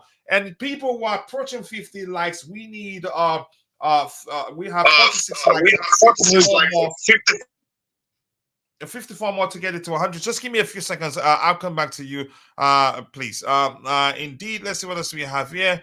People just exchanging pleasantries. There is Gilchrist, not a centre back. I think he's right back, and we have another. There's another player there. It's saying Saka, Foden, Rashford are trained to all have 200 games under their belts. While Reece James, yeah, he spent more time on the sidelines. Kachila, yesterday's night, I switched on Michi stream, but fell asleep. When I woke up, the iPad battery was almost dead, but Roger was still dodging. It was if we don't beat Sheffield United of West Ham, Poch out next day. Do I think that will happen? I say no. Till now, high time try David Washington. I think he should give him a chance. Yeah. Let's see anything else we have here. Keep dropping the likes on the stream. Reece James minutes should be managed when he comes back. No, we need him to be fully fit. If we're going to be managing the rest of his career, then he needs to go play elsewhere. Someone to be blamed if it's Pochettino, because he keeps on changing systems where unnecessary. Up to now, we have no first 11. You can say injuries hasn't helped. If we're being honest, do you think we need another winger? We need another winger. We don't have numbers in that area. We need another winger. Yep. Mark Cardozo, Manfredinho, you cannot cheat Neto. I strongly believe James was playing with injury even after his return. I don't doubt that. That is seriously believable. He's been struggling for some time now. If you really pay attention to, I don't doubt that, bro. I want to make up with you, JC. Okay, discuss that with you. I'm not gonna read in that. That's fine, Michi. It happens. It's all love. You know that. You guys should slug that out. Selling Hall was a very silly decision. Hall wanted to leave. We should always pay attention to that. You don't keep a player that wants to leave. Whom do you believe it to be? Okay, sign. Okay. Let's hear you. You wanted to say something. You wanted to say something to Beho before we move on. Tabeho, you there? Or should we just? Yes. Can you hear me? Crystal clear. Go ahead. Crystal clear. Okay, Go ahead. the kid's name is Joshua Brooking, who plays as a right back. I was looking at his name. I don't know how I forgot about the South African kid. So yeah, man, we need to promote him there. He is South African, you said? He's South African born, but he mostly spend his time in England. Okay, in other words, at the same time, you're promoting your brother. It's understandable. In general, our African brother. But if it's good, I don't think we need to sign another right back. He's injured now. Everything else, I'm gonna move on. Just say hello to people there. We can beat the low block if someone in our team could score. You need dazzlers to beat good dribblers to beat low block in most cases. Michi says we tag team. Yeah, let's tag team and deal with somebody. The blue Tiffle game. Nice to see you, brother. Much love to you. He says, Michi, get out of the comment section. Greedy. Yeah, he's occupying spaces everywhere. He's on the panel and then making sure that I get very tired. I get exhausted by the time the show ends by typing in the comment section. But that's, by the way, people, 47 likes, 3 more to get it to 50. And then let's see if we can get it to 100 by the time the show ends. We have to move over to the next item we have lined up here. Let's see. Let's go for it. The next item, how I see this is that Poch is still bitter. He's still crying that he missed out on Romeo, Lavia, and Moses Caicedo, in my opinion. I get it. Football is enjoyable with banter. But yeah, they signed players that aren't as good as players we have right now, in my opinion. Jogging Club says we had few stranger things happen between us. My God, we were lucky. We didn't know that in the moment. Obviously, we realized that all the central defensive midfielders didn't want to join. Then you see what happens. Absolute horse doo-doo. He's still crying. I'm quite sure he'd love to have Moses Caicedo in his team and Romeo Lavia, or one of the two, or actually both. He's still crying, in my opinion. I don't know if anybody on the panel wants to add anything to that, or should we just move on? Yeah, I didn't care about what other pundits, ex-players, anybody says. Just have your own opinions, you know what I mean?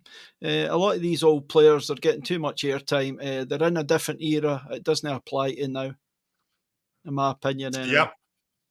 Yep, it doesn't. I think I feel the same. It's absolute horse doo-doo. He's just crying. That's how I see it. These players will come good for us, and he knows that. Let's say Club he is a weirdo indeed, and that brings to mind how he was saying how much they pay for players these days, and they wanted to pay that much for the same player. Question for Michi: do we have a set piece coach? Michi, that question is for you from Rich Money Makers. Let's hear you, Michi. What's the question, Coach? Sorry, I was dealing with something. Do we have a set piece coach? We probably do, but I don't know who that person is. I don't think this team is getting the way it seems chaotic. I don't believe for a minute that even bad coaches would coach a team this badly. I just think there's no discipline. It's like the Cucurella, for instance. He was a right back or something like that. He was in the centre when he was on the left. Why is he going over there? And I said this to Roger. Why is he there? Why is he no stick on the side he's meant to be on? And he says, he follows players and all that. Well, don't follow players. Stay on your side. 2 centre halves to me should be in the middle and the full back should be wide. We go too narrow, and both our centre backs, including Colwell, they always end up going in too narrow. And that leaves a lot of space on the wings, and that's why they're getting all these crosses in and things like that. I would like to see a more disciplined back line. I liked it. Remember when the 4 centre halves in that game, and they just came out together, they went back together. They just went back and forward like a wave. Don't know if you noticed yesterday, Bada was really controlling that back line, pushed them back and forward. I liked that. I've got big hopes for that guy being the man in the future. He's an excellent player. I think he's going to take over from Silva. Thiago. I thought it would be Colwell, but I think it could be Bada. Colwell will come good too. He's a good prospect, but Badiashile has the intelligence, the passing ability. He doesn't even. He's the sort of player that can lead by example. He uses his strength, coach. He uses his strength, which is he should do. I don't think Colwell uses his strength enough yet. He's too young. He needs more experience. I think in 2 years' time, Colwell will be a phenomenal player. I think he has got a very high ceiling, but I think Badiashile about there already. That's the difference. Badiashile is just about there. He's ahead of Colwell. Dizazi does seem a little bit slow sometimes, but he has got that power and he's really technical on the ball and stuff like that. I like Dizazi. I don't think we're selling Dizazi. I don't think there's a chance. We cannot rely on Wes. That's what's do. I know you don't believe that. I know quite well you don't believe that. So go ahead, Michi. Sorry for cutting you off. I think we can't rely on Wesley Fofana. It's a bit like James in Chile. We can't rely on him. So we have to keep the centre halves we've got. We'll probably sell Chalobah. He'll be the one that goes if anybody. That's what I think. It's looking most likely that he leaves. If he stays, I'd be shocked. Tabeho, go ahead. You wanted to say something. Are you drinking komboti?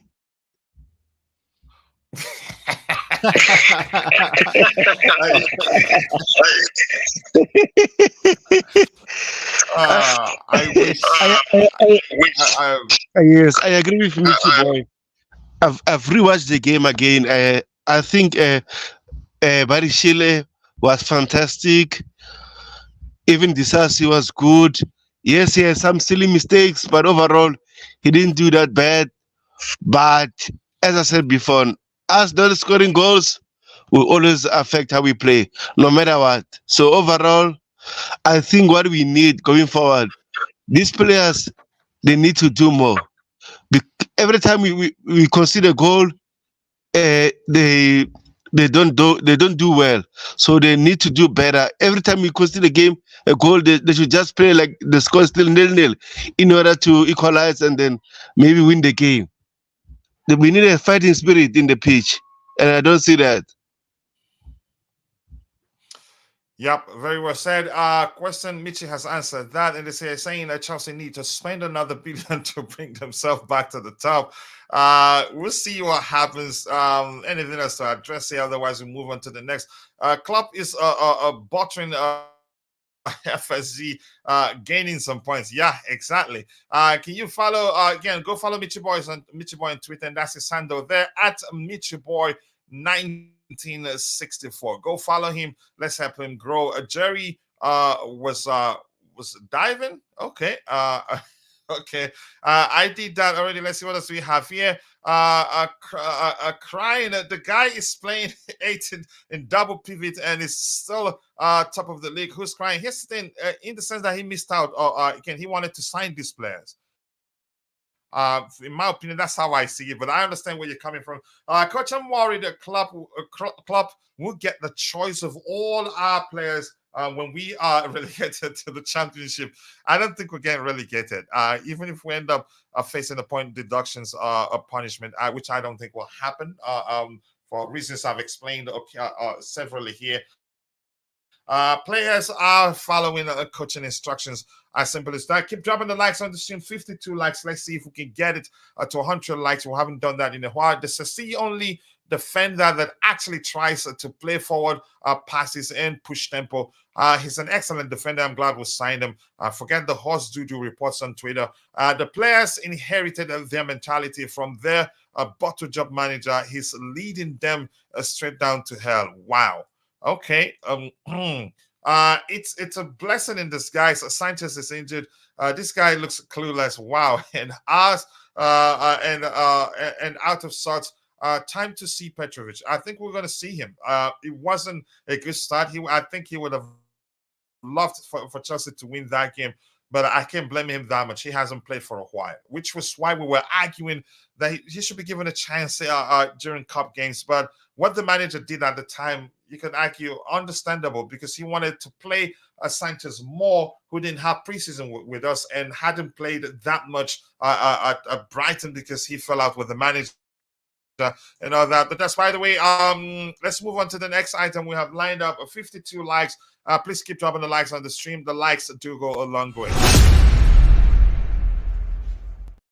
They are saying Chelsea we're aware as early as October that signing a new striker might need to be their priority in the January transfer window. And we've talked about this 1,000 times. We've always said, look, whether Chelsea signs a striker or not comes down to how well Broya, Jackson, you can add David Washington to that list because I want the manager to give him a chance.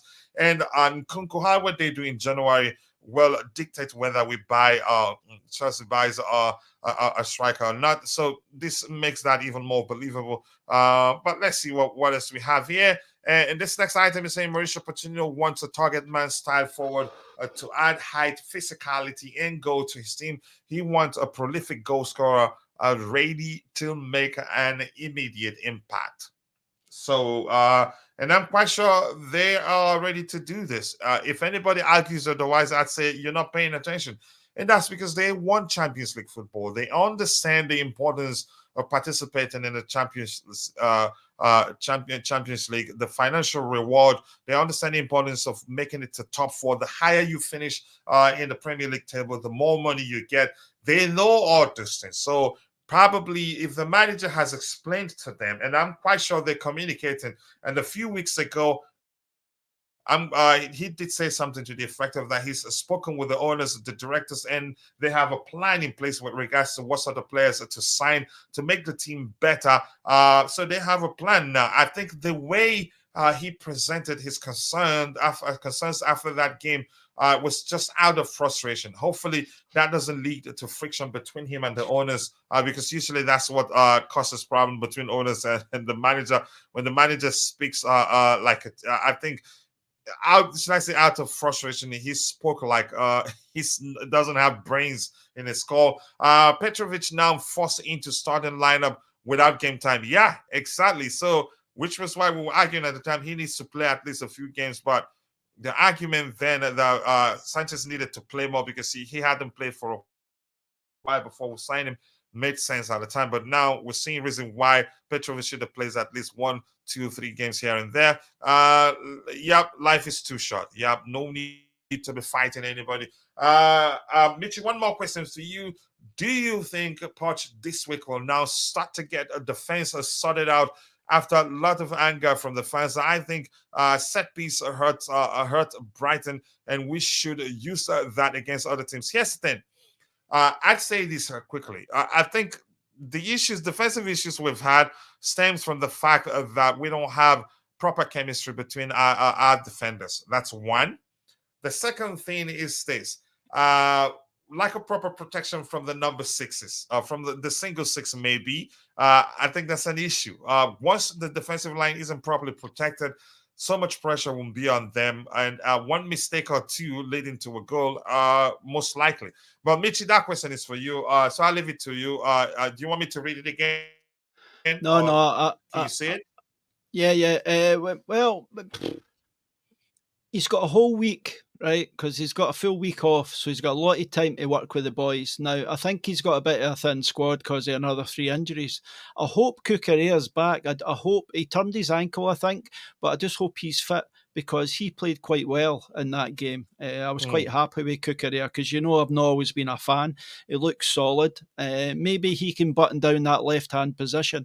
I don't know. I just hope he doesn't change too much. He's been forced into changes. So sometimes people say he changes too much, but I think before every game he's got 2 or 3 changes enforced on him, which doesn't help. But I did think it had to kick the backside of a couple of players, and he did that. He rested Sterling and Jackson. Now, hopefully, with that happening, he'll bring them back in and they'll do a better job. They'll be motivated because Broja wasn't that special. I think Broja has to come off the bench. He sort of proved that the other day. He's not ready to start a match. And Sterling, if he lifts his game, he's a fantastic player. But a sort of half-hearted Sterling is no use to us. I think a couple of players lift their level and we win matches. But if they don't, then we're just scraping games and we're getting beat and drawn. We've got some decent fixtures coming up. We should be able to pick up some points. The Newcastle game is one we're just going to have to really lift our game. The cup game. So that's it. There's a quick turnaround, and that's the problem. When there's a quick turnaround and you've got a thinnish squad, we can't ask players to pay 100% every game. It's just not going to happen. Their levels are going to drop. So I'm a bit worried about the Newcastle game, but the Sheffield game, I think we should play quite well.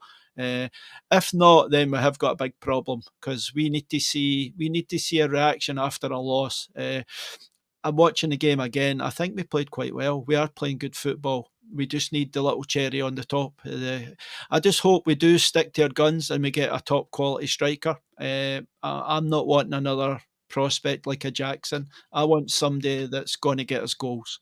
Yeah, And I do think we'll beat Newcastle in that cup game. Go yeah, ahead. it's a bit. There's such a big, powerful team, and we're actually struggling against the big, powerful teams. But yesterday against Everton, or whatever day it was, against Everton, we actually stood up pretty well to them, and we sort of outplayed them. 72% possession. We held the ball a lot, but we're just losing the goals. And it's a bit like last season. It's deja vu with last season. We're just really easy to score against. It's like teams get one or two, maybe 3-4 chances, and they score one or two of them. It's a bit of a problem, and I think they've got to change that on the training ground and stick to a back four. Now, what'd you call him? Now Reece James is gone. Maybe they can stick to having Dizazi over there, or whatever it is. Maybe Gusto does come back, and we can stick to a proper back four. Maybe Kukurea one side, Dizazi or Gusto on the other side, and have the same two centre halves all the time. I would like to have a solid back four that plays all the time and gets used to each other. Mhm. Yeah, I'd like to see the It's a same bit thing, honestly. shambolic. It's a bit shambolic sometimes. It's different players in the back line all the time, and that can't help. Yep. Mitchie, thank you for answering that question here. We have a Star Slayer 344 saying Christopher Nkunku is not a real person. He's just such. I like that one. It's okay. Yeah, let's move on. If Nkunku is a dream, then Reece James memory. Oh yeah, I like that one too. People haven't. Mitch, I'm not going to read any of your comments there. I am well for now because Chelsea are playing tonight. But okay, you're responding tonight to the machine. That's if a Poch or Petrovic.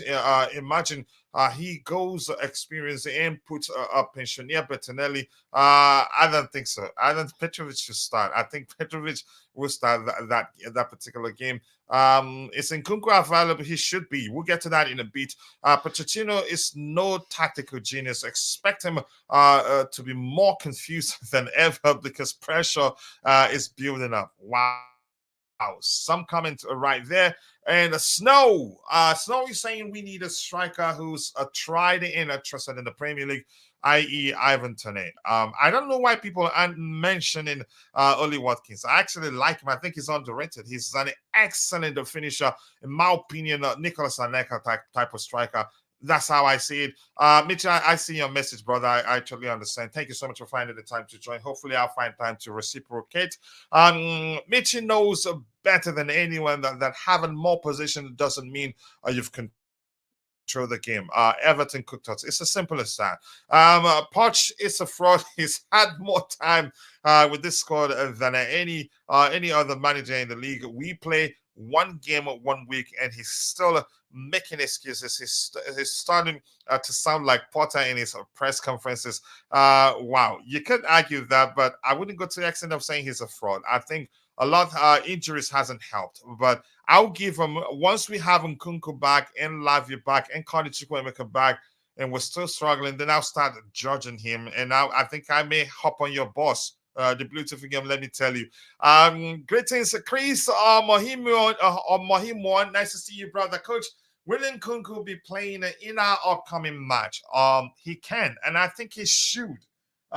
Because he's been training for a while and he's trained with his teammates in practice. So why not?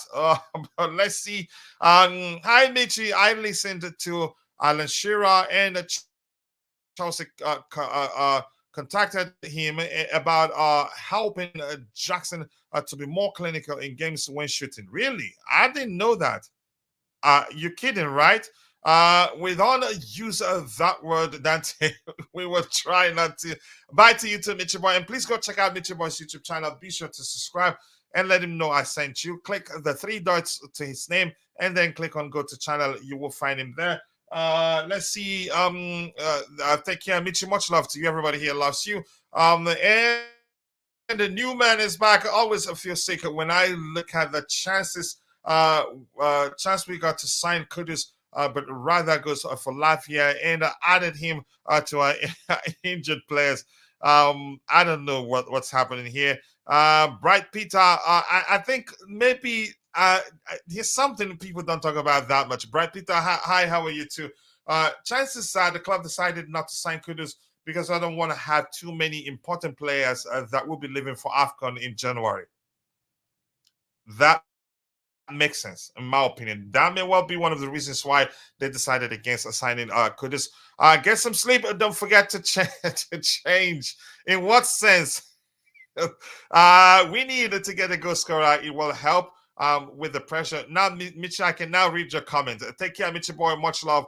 BRZ, or if we sell Connor, I will cry. Unfortunately, that may well happen, and that's because easy profit, easy profit, easy money for the club, because he's homegrown and he's English.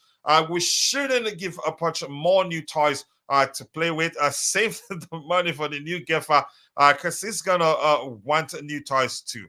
Yeah, I wouldn't. If we're gonna, you can say sack him, we shouldn't spend money on him. No, it's true, and it's on YouTube. So did he accept it or did he refuse? Thank you. That's a lot of money. We'll probably pay him millions to do that. Let's see what else we have here. I'm okay. He's off today.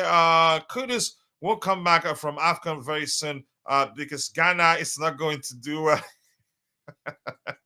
Poch likes a sport bright. It's like a sport brat. You could say that. Let's move on to the next item. We have lined up people 54, like 6 more to get it to 60, and 46 more to get it to 100. Let's make it happen, people. We can do that. We still have a bit of time to go. So let's move on to the next item we have lined up here. We keep going. This says here, Chelsea's a 5-man striker shortlist ahead of the January transfer window includes Victor Osimhen of Napoli, Ivan Toney, Victor Gyökeres, I think that's from Sporting CP, Rooney Bagui, what's his club again? Antonio Nusa. Bagui is still, for me, just get Osimhen. We're calling for experience. Just get Osimhen. And why isn't this guy on the list again? Why isn't Santiago Gimenez? I thought he was on the list. Please just get Osimhen or Ivan Toney. But I don't want any more kids here. If we want things to improve immediately, we need experience. Get Osimhen or Ivan Toney. Even only one kid, in my opinion, would do well in this team. As long as he create the chances, he'd be at the right place to put them away. So I'm not sure about this list. Easy money for what? He's homegrown. If you're not paying attention. I'm still not sure about that. He's homegrown. If you're not paying attention, and when you sell homegrown players, you don't pay tax. I can't quite explain that very well. Which Michi was still on the panel. So easy money for them. Yeah, signing a new 16-year-old player. If you get my opinion, I'm not saying we should sell him. It's not my opinion. The blue, I needed to add you to the spitting facts. Let's see what else we have here.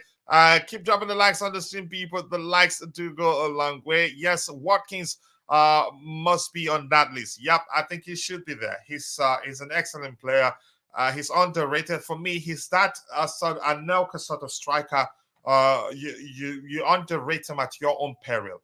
But he puts away chances easily. In my opinion, not about power, mainly about placement. But we don't rate him. Nusa is not a striker, but a winger at Club Bruges, and the guy is not even a starter. So why sign him? Yeah. Got your response, coach. But buying injured players while we couldn't have signed him it's also one of our bad signings. Yeah, it just doesn't make sense. Coach, is this a reporting coming from someone in Kapam or just opinion from these usually useless so-called ex-journalists these days, because it's no longer called Twitter? Nizaki Salah, you can trust him, but here's where this doesn't make sense. A lot of those players there aren't strikers. Yeah, like what's his name explained, Mr. Troublemaker explained, most of them, you can say Baggy also isn't the sort of striker that's been described. I'm not sure what to make of the list, so let's just move on from that. But I'm just going to use it and make a video from it anyway. I know he's homegrown, but he's our best player. Yep, the bar is so low that he's one of our best players this season so far. But unfortunately, it's looking like they might sell him. But let's see what happens. Hi to you too, Eugene. I appreciate you finding the time to join the show. I hope you're doing well. Let's see what we have here. Liverpool's manager is now making fun of us. That is, he's happy they couldn't sign Lavia. He's just, that's how I see it. He's crying. But that's just my opinion. Buying Osimhen for Poch is like buying your 16-year-old Ferrari. You just know he's gonna destroy the car and himself. I'm not gonna go back to the argument while I think we shouldn't sign Osimhen as long as Poch is the manager. The same argument I made at the time we wanted to sign Lukaku for Thomas Tuchel. But if Poch feels like he can make adjustment to accommodate Osimhen and ensure that he hits the ground running, I will take that. And that's because Osimhen has played as a traditional number 9 all his life. And if you start playing him in a hybrid approach and he doesn't score that much, he's going to get frustrated. And Chelsea fans, you guessed it, after paying a premium for him, will turn against him. So I like him that much, and I don't want him to risk it. But if the Poch feels like he can make adjustment and come in, let it happen. If Nusa is a bench player with the top club in Belgium, will come to Belgium, then we're finished. Yeah, I think I agree with you. We shouldn't sign him. Gary Lineker's show, it said that Chelsea contacted Alan Shearer about Jackson finishings to be more clinical. Chelsea have had coaches trying to get to score different types of goals, especially with his head. I don't know whether he had a head injury growing up, so he's usually scared of using his head to nut the ball. I hope I'll go to heaven for saying this. That doesn't sound okay, and that's not me. But that's by the way. Let's move on to the next item we have lined up here. We have 57 likes and 3 more to get it to 60. Let's make it happen. Osimhen won't help us because he is an injury-prone player and also wastes more chances than scoring them. Wow, some argument. You don't score if you don't shoot. Yep. If you don't buy tickets, you're never going to win a lottery. It's as simple as that. Let's get on to the next item we have lined up. Here, and this one says that Chelsea face a big decision over whether to shift from their recent transfer policy and rip up their wage structure to land a top class striker in January. And they will all, it's not going to be easy. First of all, it takes some convincing to convince a player such as Osimhen, even Dusan Vlahovic, to come join Chelsea if you don't have Champions League football. Yeah, which means you have to make up for lack of Champions League European football with extra money, because it's business for all parties involved. If we're being honest to ourselves, business for the footballers, business for the club. So if you pay them more, they will forfeit Champions League and come join you. But yeah, this makes sense. And I'm not sure what the club are going to do. So I'm going to give those in the chat the microphone once more, catch up with what we have, and then move on to the next item we have lined up. All these leaks regarding players ourselves, like Gallagher, why are things leaked? This will hammer the team dynamics. We are still in December. I think probably by design, maybe, just to unsettle us, maybe. And Frosty Plays, nice to see you. Hi to you too. Welcome to the Chelsea Perspective community. Feel at home, express yourself. All we ask of you is just to keep it civil. Thank you for joining us. Come on, people. 2 more likes to get it to 60 likes. Let's see if we can get it there and then shoot for I don't think we can get to 100 likes because we don't have too much time before the end of the show. I am not sure if it is instructions to keep passing around a box without shooting, or players just airheads, especially in wet conditions. If Poch can get that across, then the airhead as well, maybe that will make a difference. I'm not too sure, really. Good news: one Sheffield player cannot play against us because he has a 5 yellow cards. Okay, a starting player. Okay, I don't see that as good news. I'd rather we face a full strength Sheffield United, in my opinion. Guys, I have been a Chelsea fan from 2004. Bright Peter, yeah, that's a long time, if we're being honest. But now we are in bad condition, but we'll come back. These things happen. Coach, please, is Lewis Hall sold or just on loan?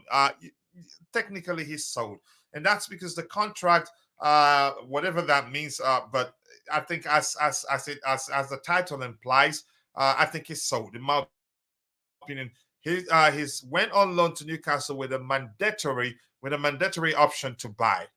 So I think we did that deal. The deal was structured in a way that Newcastle United, they wanted to buy him on a permanent, but couldn't pay fully at the time because they were very close to getting into trouble with the FFP. And what's the other one for the Premier League? Something that has to do with profit, the ratio of profit, and I'm not too sure in how much it's spent. But I still have hope. Yeah, we'll get there. You should stay strong. Please, Chelsea fans, give support to the players, even if it's not easy. Our support is important. It's as simple as that. More than anything, this team misses a player who delivers a killer passes. Somebody like a Fabregas. Yep, Enzo isn't a 10. Enzo is a deep line playmaker. And I remember telling even we don't Enzo can do that Fabregas role. Even Fabregas isn't a 10. He's more of a deep line playmaker too, in my opinion. We need a 10 that can create great chances. Maybe we'd see more of that from Palmer as he progresses. But I don't know. I think we need more of a traditional 10, and we don't have one. I think I agree with you. Enzo can create chances. He doesn't differ that much from Fabregas. As long as you make that good run, I think he will find you, in my opinion. Lavia and Nkunku return date. We will talk about that in a bit. The quality of chances creators is poor. We do need creators created together with finishers, a pair of Acosta and Fabregas. We may get that. So many suggestions is that Chelsea need a full striker. Yeah, we've seen that. JC, we have players that can, but the structure system is not allowing that. It's also okay. Started out of opposition in mixed it. I think that's a bit mixed up there. Let's move on to the next item we have lined up. Keep dropping the likes on the stream, people. The likes do go along with 58 likes, 2 more to get it to 60. Let's make it happen. All right, Chelsea face a big decision over whether to shift. I think we've addressed that one too. It's similar to that one. It's no different. And this one here saying Chelsea face a pivotal meeting of Premier League shareholders today that threatens to further undermine the strategy of the club's Todd Bowley, Clearlake Capital Owners Club, have put contract amortization rules on the agenda and want the Premier League to fall in line with UEFA and cap domestic amortization at 5 years. That's not an issue. I think they're a bit too late. We've achieved success with that. We signed too many good players, and hopefully a lot of them will come good. That's all. That's all I want to see happen. I don't care if they change that rule now. To me, it's a bit too late. Well, there. And Gavin, GFC Gavin is in the house. Nice to see you, brother. I hope you're doing well. And I sincerely do appreciate you finding the time to join the show. And if you haven't, please go check out Gavin's YouTube channel. Let's help him grow, get more and more thousands of subscribers. He deserves that. Gavin, nice to see you. Enzo is a playmaker. Yep. Just more of an 8, a deep line playmaker, a hybrid of 8 and 6, if you ask me. Like Fabregas, Gallagher, a suppressing 8. Yep, that's the truth. And if you add Lavia at the 6, you got a good midfield. You can argue that. Yep, Lavia for me, I'd rather him play 6 and 6. That's because he's better at beating the press than Moses Caicedo. Caicedo doesn't no, you say in tight spaces he struggles. Coach, another thing noticeable is that our players are playing in very rigid positions during games. That interchange and flexibility is missing. I think I agree because we have good players. We move on to the next item, but they don't have experience. Yeah, let's move on. Injured players. It just looked like he grew bigger the moment I switched to that particular window. Wesley Fofana, we know his story, out until late March of 2024. Trevor Chalobah late December 2023. I think as long as he's in a roster, even though I've said I don't see him playing for Chelsea again, I think he'd play. Romeo, Lavia, ankle injury, Duffel, I think he may well play the next game. Once you start seeing Duffel, I think that player probably ready. Reece James, late February 2024. That's they added that to that. Nani Madrid Duffel, I think is fine. Marcus Bettinelli, unknown. What happened to him, really? He's always on the list. Malo Gusto Duffel, that's some good news there. Leslie Gochiku Duffel, that's a good news there.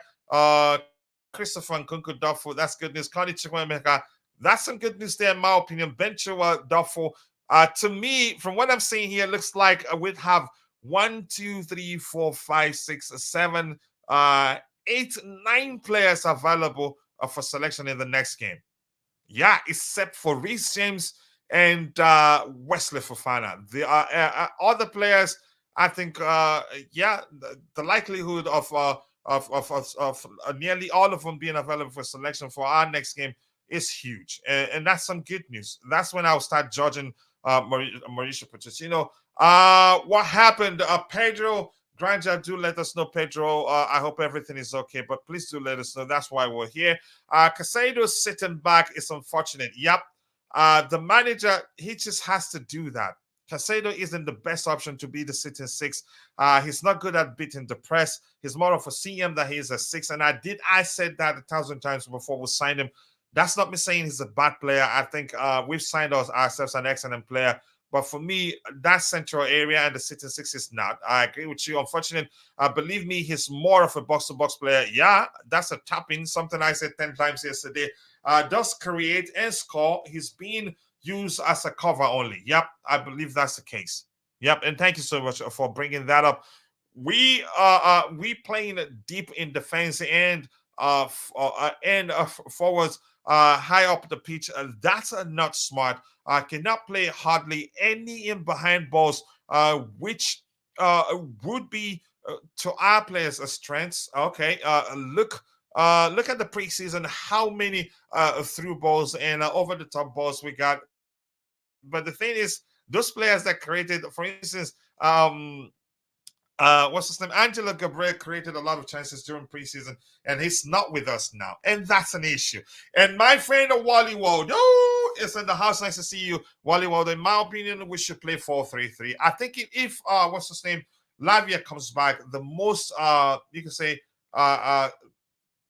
the structure that will work for us the most will be a 4-3-3 structure where Lavia can play centrally and be flanked by Enzo Fernandez and Moises Caicedo with one number 6 and 2 number 8s, with 1 8 a present and the other sitting there. That's why I still rate Enzo highly, because he can do both. Yeah, he's an excellent player, and I don't have concerns of whether he still do better than he's doing. He's been one of our best players in my opinion. And Macquarie, the Blues, nice to see you, brother. I hope you're doing well. I appreciate you joining us. And it looks like this is the first time you've been in the chat here. If that's the case, feel at home, express yourself. Welcome to the Chelsea Perspective community. All we ask of you is just to keep it civil. We need star players without stars. Players we are never we have right now, we never get us trophies. I guess that's what you're saying. Upon Kojo, I don't understand why the club wants to sell Trevor Chalobah. He can play 2 positions. Here's the thing. I'm going to try to explain this. Chalobah wanted pushed to join Bayern, and the new owners, that's a pattern to the way they operate. If they sense it that you want to leave the club, they sell you in a heartbeat without waste of time. That's exactly what happened. Chalobah wanted to join Bayern to go play under Thomas Tuchel, and the club at the time didn't want to sell him. He pushed to leave. And to me, that sealed his fate as a Chelsea player. Do I think he gets a chance to play if he recovers? Maybe, but you don't know. But nice to see you, Kojo. Enjoy yourself. Chalobah feels in a right back better than Decisive. Yep, I think you could argue that. These owners have issues not letting him play. Same with Matson. I don't think the owners. I think everything comes down to the manager. And in Chalobah's case, you could argue because he wanted to leave. He pushed to leave. And the owners, I'm going to say this again, the moment they sense that you don't want to stay, they will sell you. And I love Chalobah, and I know you know that. I love him more than some of the defenders we have in terms of the balance he brings to the team. He's an excellent player, in my opinion.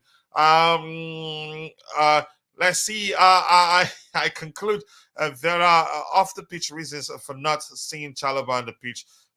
Maybe you can blame. Oh, yeah. Let's see what else we have here. I can't be clicking everything. Matson is there. Poch just won't play him. You could say times he's played for us and the positions he's played in shows the manager don't see him. Don't see him as the manager don't see him as a defender or as a left back. Probably because he's challenged vertically. For me, not wanting to use a bad language. So let's talk about this. If Nkunku comes back, in my opinion, let's hear you. Your front three in a 4-3-3 structure. For me, I think Nkunku starts here. And I think Palmer stays here. Cole Palmer stays here. And I think, Modric, he deserves to be starting over Raheem Sterling at this point, in my opinion. If Nkunku is available for selection, let's say if Nkunku, whenever he recovers fully, I think that should be our front three, in my opinion. That's an excellent front three.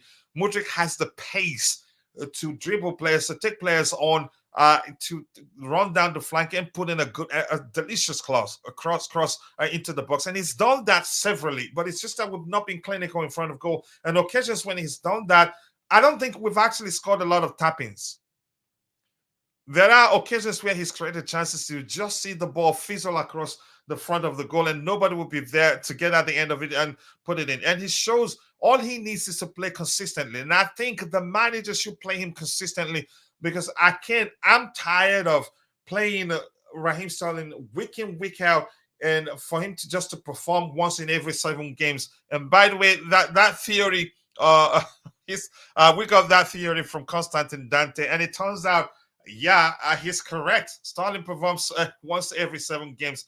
I think Modric should be starting. Let's assume it's a 4-3-3 structure. For me, that's our best front three, in my opinion. If Jackson gets a chance to play, then maybe in a 4-2-3-1 structure where Jackson plays as a 10, but the application where he applies that role, he operates as a second striker rather than a 9, rather than a number 9. I think for me, let's hear you. What do you think if Nkunku recovers fully? And I think he's ready actually to play our next game because he's been practicing with the rest of the team. I think for me, this is our best front three. I get it. People were saying Modric was bad again in our last game. He was actually one of our best players. He could see he was angry that we weren't winning and all that. Others were sulking and he was running. With 2 number 8s, I mean, I hate Gallagher playing in that 10 position. Yeah. And chances that he's going to be playing there for a while because the manager likes him.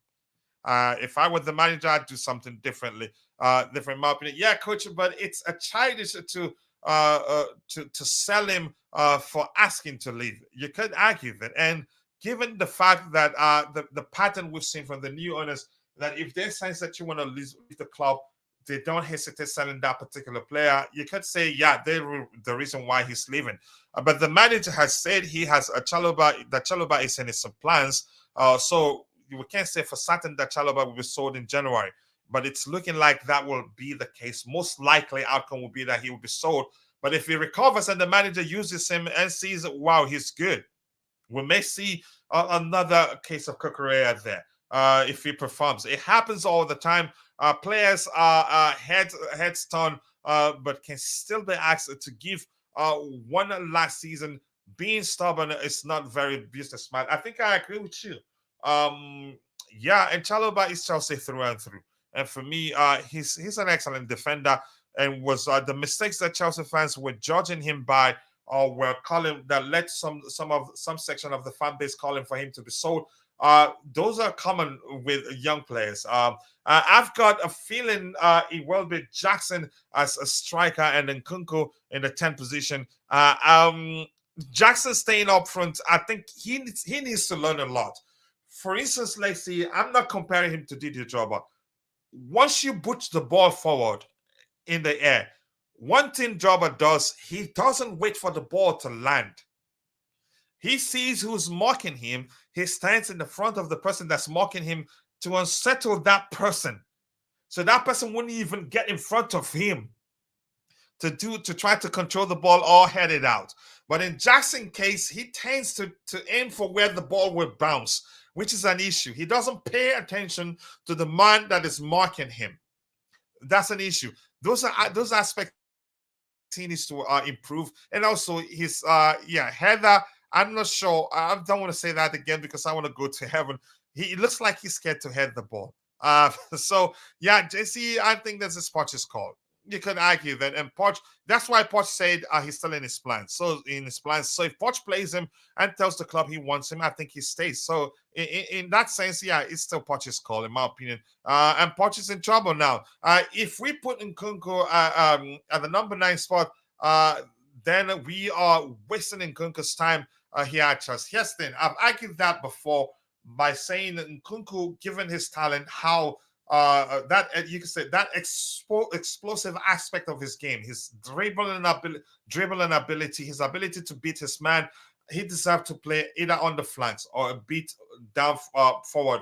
But if we play with a front 3 like this and it's a fluid structure, he can still drop deep, just the way Jackson operates, and do his thing. He doesn't have to be stationed there. He doesn't have to be static. If it's a fluid approach or a liquid approach, like Glenn would say, he's still fine. But in a 4-2, to me, I understand your point. I've always argued Nkunku would do better operating from a deeper position because he has more to offer. But here's the thing, he's played in the 10th position before for us during the preseason, and he looked lost. But maybe, I don't know. We'll see what happens. But I understand your point. Believe me, and I agree with you. Poch, please try your best to buy at least one player among of Victor Osimhen, Gimenez, or Ivan Toney. We'll see what happens, Bright Peter. And Constantine Dante, I still want to see Jackson up front with Nkunku. I'd say, yeah, we can do that in a 4-2-3-1 structure, where either of the two starts as a 10 but still operates as a second striker. I think we'll get goals from that. If that doesn't work, then yeah, fine. But in preseason, it worked very well. Okay, let's see. But one thing Poch keeps doing is changing when it works, and not changing when it doesn't work. I think I agree with you, and that's really, really funny. I think Gallagher has been best position is at the 8 with Rice and Odegaard. Okay, let's see that happen. The beautiful game. Much love to you, brother. Should Poch lose to Sheffield United, he is getting signed. We've been there before. It's not gonna happen. And I'm telling you that right now. Let's see. Gallagher will be balling in the midfield in partnership with Ruben Loftus-Cheek at AC Milan. Maybe that will happen. Honestly, I wish we never sold Werner. Could he? Werner maybe could. I don't know. Hi to you too. I just lost my confidence in this team. A lot of people have, and I think I don't trust him that much. Jackson cannot kick the ball effectively, and he's a 0 in terms of heading the ball, but has the ego from Batman. That's not balanced at all. Yes, coach, you're right. After our game with City, Sterling has not played better again. For me, that theory, it's Constantine Dante's theory, not mine. I don't want to take that credit. Yes, coach, but don't forget, Nkunku is a 5'4", I think, and he mostly plays against a 6'4" defenders. That's not a good idea. Okay, I think I understand your point. Unfortunately, with all the betting allegations on Ivan Toney at the moment, I don't want him anywhere near our club, and chances are Chelsea may well not be seriously interested in him. Next game we play low teams are defensive. We don't need to play so defensive. No two DMs. Yep, I agree with you. One DM will suffice, and send one more player to the attacking area. I just lost my confidence in this team. As of now, I just don't see Nkunku changing much. Nkunku alone will not save us. I think a lot has to change. But I get your point there. So thank you for doing that. Nkunku played against even taller defenders in Germany. I think I agree. Effectiveness of Gallagher looks diminished to the eye when we are playing a team defending. Gallagher comes alive when we have to press. We were expecting this for some time. Yeah, we did analyze that, and we learned that that's the case. Werner knew how to get past the back line.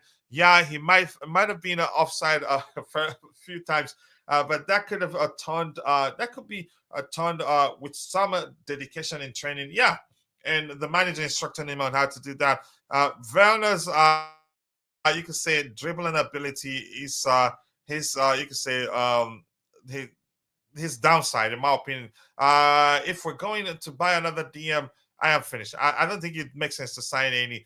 Gallagher should not play against the teams that sit back. He is a very ineffective. No cohesion and ability to beat the space is near to zero. I agree with Wally Waldo. Okay, and I know Werner was not the best goal scorer. No, I think he's an excellent finisher on his day. Something happened at Chelsea and he lost his confidence. What he can do is beat his man effectively, in my opinion. But was always, it takes the best runs to break low blocks. We were scoring 70 plus goals. Now we are happy to get 40 goals. But that's by the way. So let's say midfield three for me. I say Lavia centrally, and I've explained a 1,000 times where I think Lavia, in my opinion, especially in with a 4-3-3 structure, is the most equipped to operate effectively to fulfill this role better than any other person. That's because amongst the three of them, 1, 2, 3, he's the best at beating the press. He finds good solutions in tight spaces, better at it than Enzo Fernandez and Moises Caicedo, in my opinion. I say Caicedo here. And Enzo Fernandez, where he played for River Plate on the left hand side, in my opinion. I think for me, if Lavia comes back, he should be starting centrally, not Caicedo, and that's because Caicedo he struggles in tight spaces and it's not a good at beating the press. So too much risk here because you expect the number 6 to at least help you play at the back from effectively. And Lavia also relatively well can read the game, but I need to monitor that aspect of his game even more to conclude whether he's good at it or not. But that's by the way. Before we round off, I don't know, Tobeho, you have anything else to say? Sorry, you've been there, and I'm quite sure you heard me that if you have anything to say, you don't have to wait for me. But before we round off, what do you think in a 4-3-3 structure? Lavia starting centrally and flanked by Caicedo to the right, Enzo Fernandez to the left, and if Nkunku can start in the number 9 position, but in a fluid approach, flanked by Mudryk to the left and Palmer to the right. Let's hear you. Then we'll call it a day.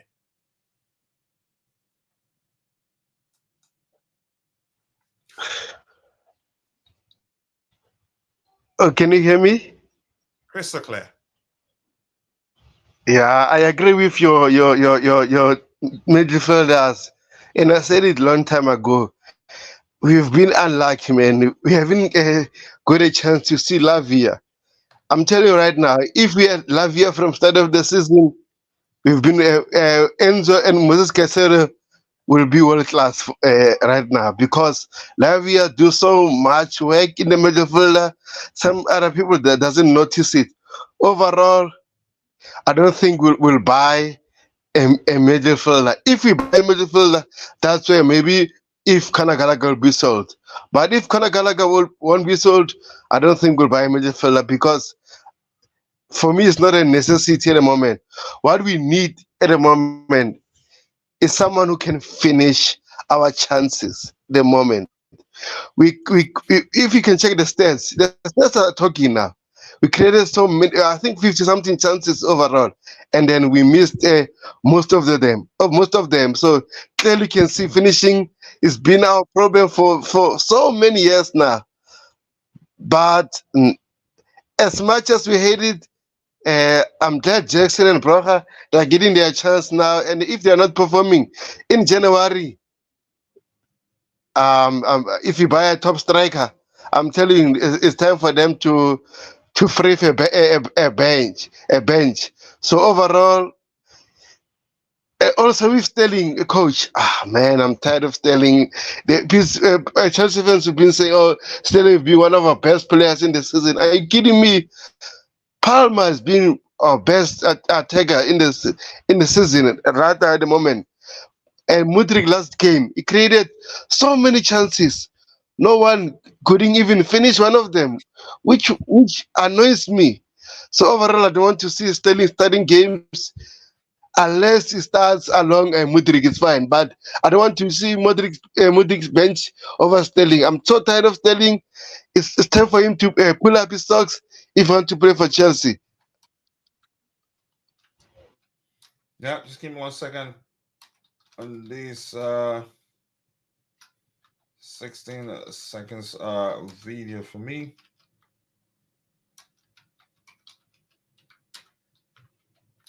Yeah, thank you so much, Tobeho, for that. I appreciate you saying that. Very well said. Guys, if you see Chelsea is good controlling the game, but the problem is to finish or to win the goals. So that's why Poch can think about the strikers more. Or I think I agree with you. Let's see what else we have here. Tobago. Constantine Dante. I like that name, and thank you for helping me figure it out. That's a stretch. Let's see what else we have here. Newcastle are still interested in Gallagher, by the way. So if they can pay up, but we don't want our out on loan with a mandatory option to buy. Big up, coach. Big up to you, to Vic, my bro. They say lateness is greatness. We're about to round off, but I appreciate you finding the time to join. That's the dream midfield we need to sell Gallagher and replace him with Paulinha in the absence of Lavia, or if he fails to click. Paulinha is the man. Lavia, for me, I think would do well essentially in a 3-man midfield like this. He's excellent at beating the press, a fine dribbler, in my opinion. And if they, as they grow and you can say develop good chemistry, even if he overlaps, this guy can always cover for him. Or this more especially. I think that's the dream midfield, my dream midfield for Chelsea right now. Let's see. Did I read everything through? Lavia. Yep. Thank you, Vic. Nice to see you once more. I hope you're doing well. How dare you not have Captain Gallagher? Nothing that you, coach.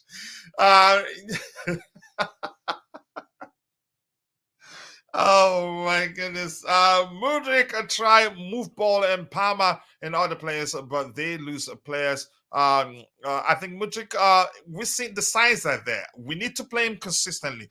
Pochettino should start playing him every 10 games.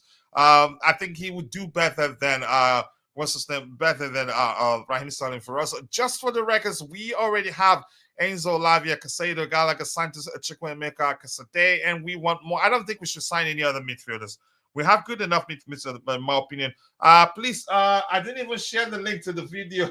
Here's the link to the video in question. Go check it out. Just I think it's 16 seconds video. Help me drop a like on that video. I think I omitted certain player from that lineup, from that predicted lineup. So a lot of people don't like it. My predicted lineup, a lot of people didn't like that and disliking it. So please go check that lineup out. Be sure to drop a like and help me beat them. It's the like percentage is 88% right now. It's 16 seconds. Please go watch it. I've shared the link. I've shared the link at the very bottom. Be sure to drop a like on it. And blue to forget me saying when we create our chances, we want to finish it. Yep, to finish them. When we cannot finish, we don't create our chances. When we can defend, we don't score. When we can score, we cannot defend. Blah blah blah. I think our issues are complex. Santos has been called back from his loan spell already. Okay, good. I want to see that. Poch says he wants more. Let's see. I think that was so he did that in a way that could easily cause a friction between him and the owners, in my opinion. Honestly, Poch says he wants more. Yeah, the way he said it, I didn't like that. Indeed, Salim plays 2 games against relegation teams and plays 5 games, 5 bad games, 2 games good against the guys. It's too much inconsistent. I think Mudryk should start consistently. He's the future. Great news. Yep. Yeah, Sancho's back. Poch will send him out on loan again. Yeah, exactly. No dogs, just go away. Here's the link to the YouTube show. Please, all of you in the chat right now, do me a favor, please. Just take a second. It's 16 seconds, I think, at most 18, 19 seconds. Watch it and like a video. If possible, leave a comment there. I'd really appreciate that. That video, a lot of people probably hating it because I omitted a certain player, and you know exactly what I mean. I think we have to sell out to buy. Yeah, we have to. Yeah, we have to sell, but we have still have, my predictor lineup. Please check it out. Drop a like for me on there. Out for a cheeky Nando's. Enjoy yourself, bro. I don't like the lineup from you. From your video. That's just me playing. It's a content. It doesn't matter. But thank you. You don't have to like it. Don't like the midfield trio, but it will work. Why not? I think it will work, in my opinion. I think it will. From given what we have, that's the best for me we can do in a 4-3-3 structure, in my opinion. Michi always Nando's. How about nice restaurant? Michi likes it cheap, maybe. Exclusive. Yep. From Vic here saying Premier League clubs have voted in favor of limiting new contracts to a maximum of 5 years. This means deals cannot be longer to help FFP amortization. David Dunstan, it doesn't matter. I think they are too late. We've achieved what we want to achieve. I think that helped us a lot. They cannot go back and say, okay, the ones we've done doesn't count. No, they cannot do that. Otherwise, we'll sue them because it just doesn't make sense. But thank you for that update, Vic. I appreciate that.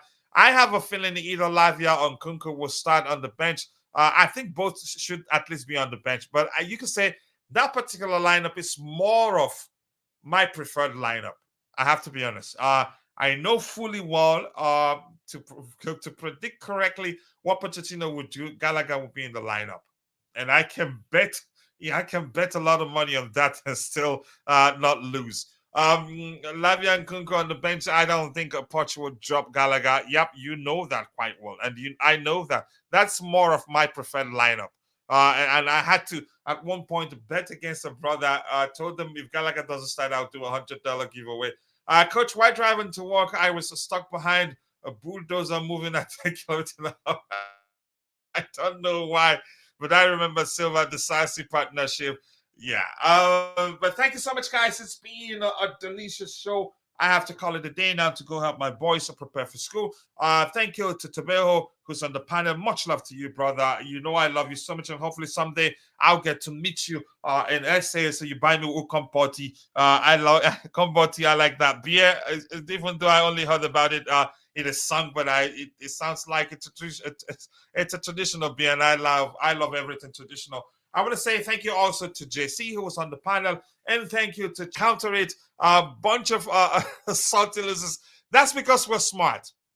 Smart people leads to changes in the society. Ladante, big up to you for joining. Letness is greatness, Vic. Nice to see you. And go check out Nichi Boy's YouTube channel. Be sure to subscribe and let him know I sent you.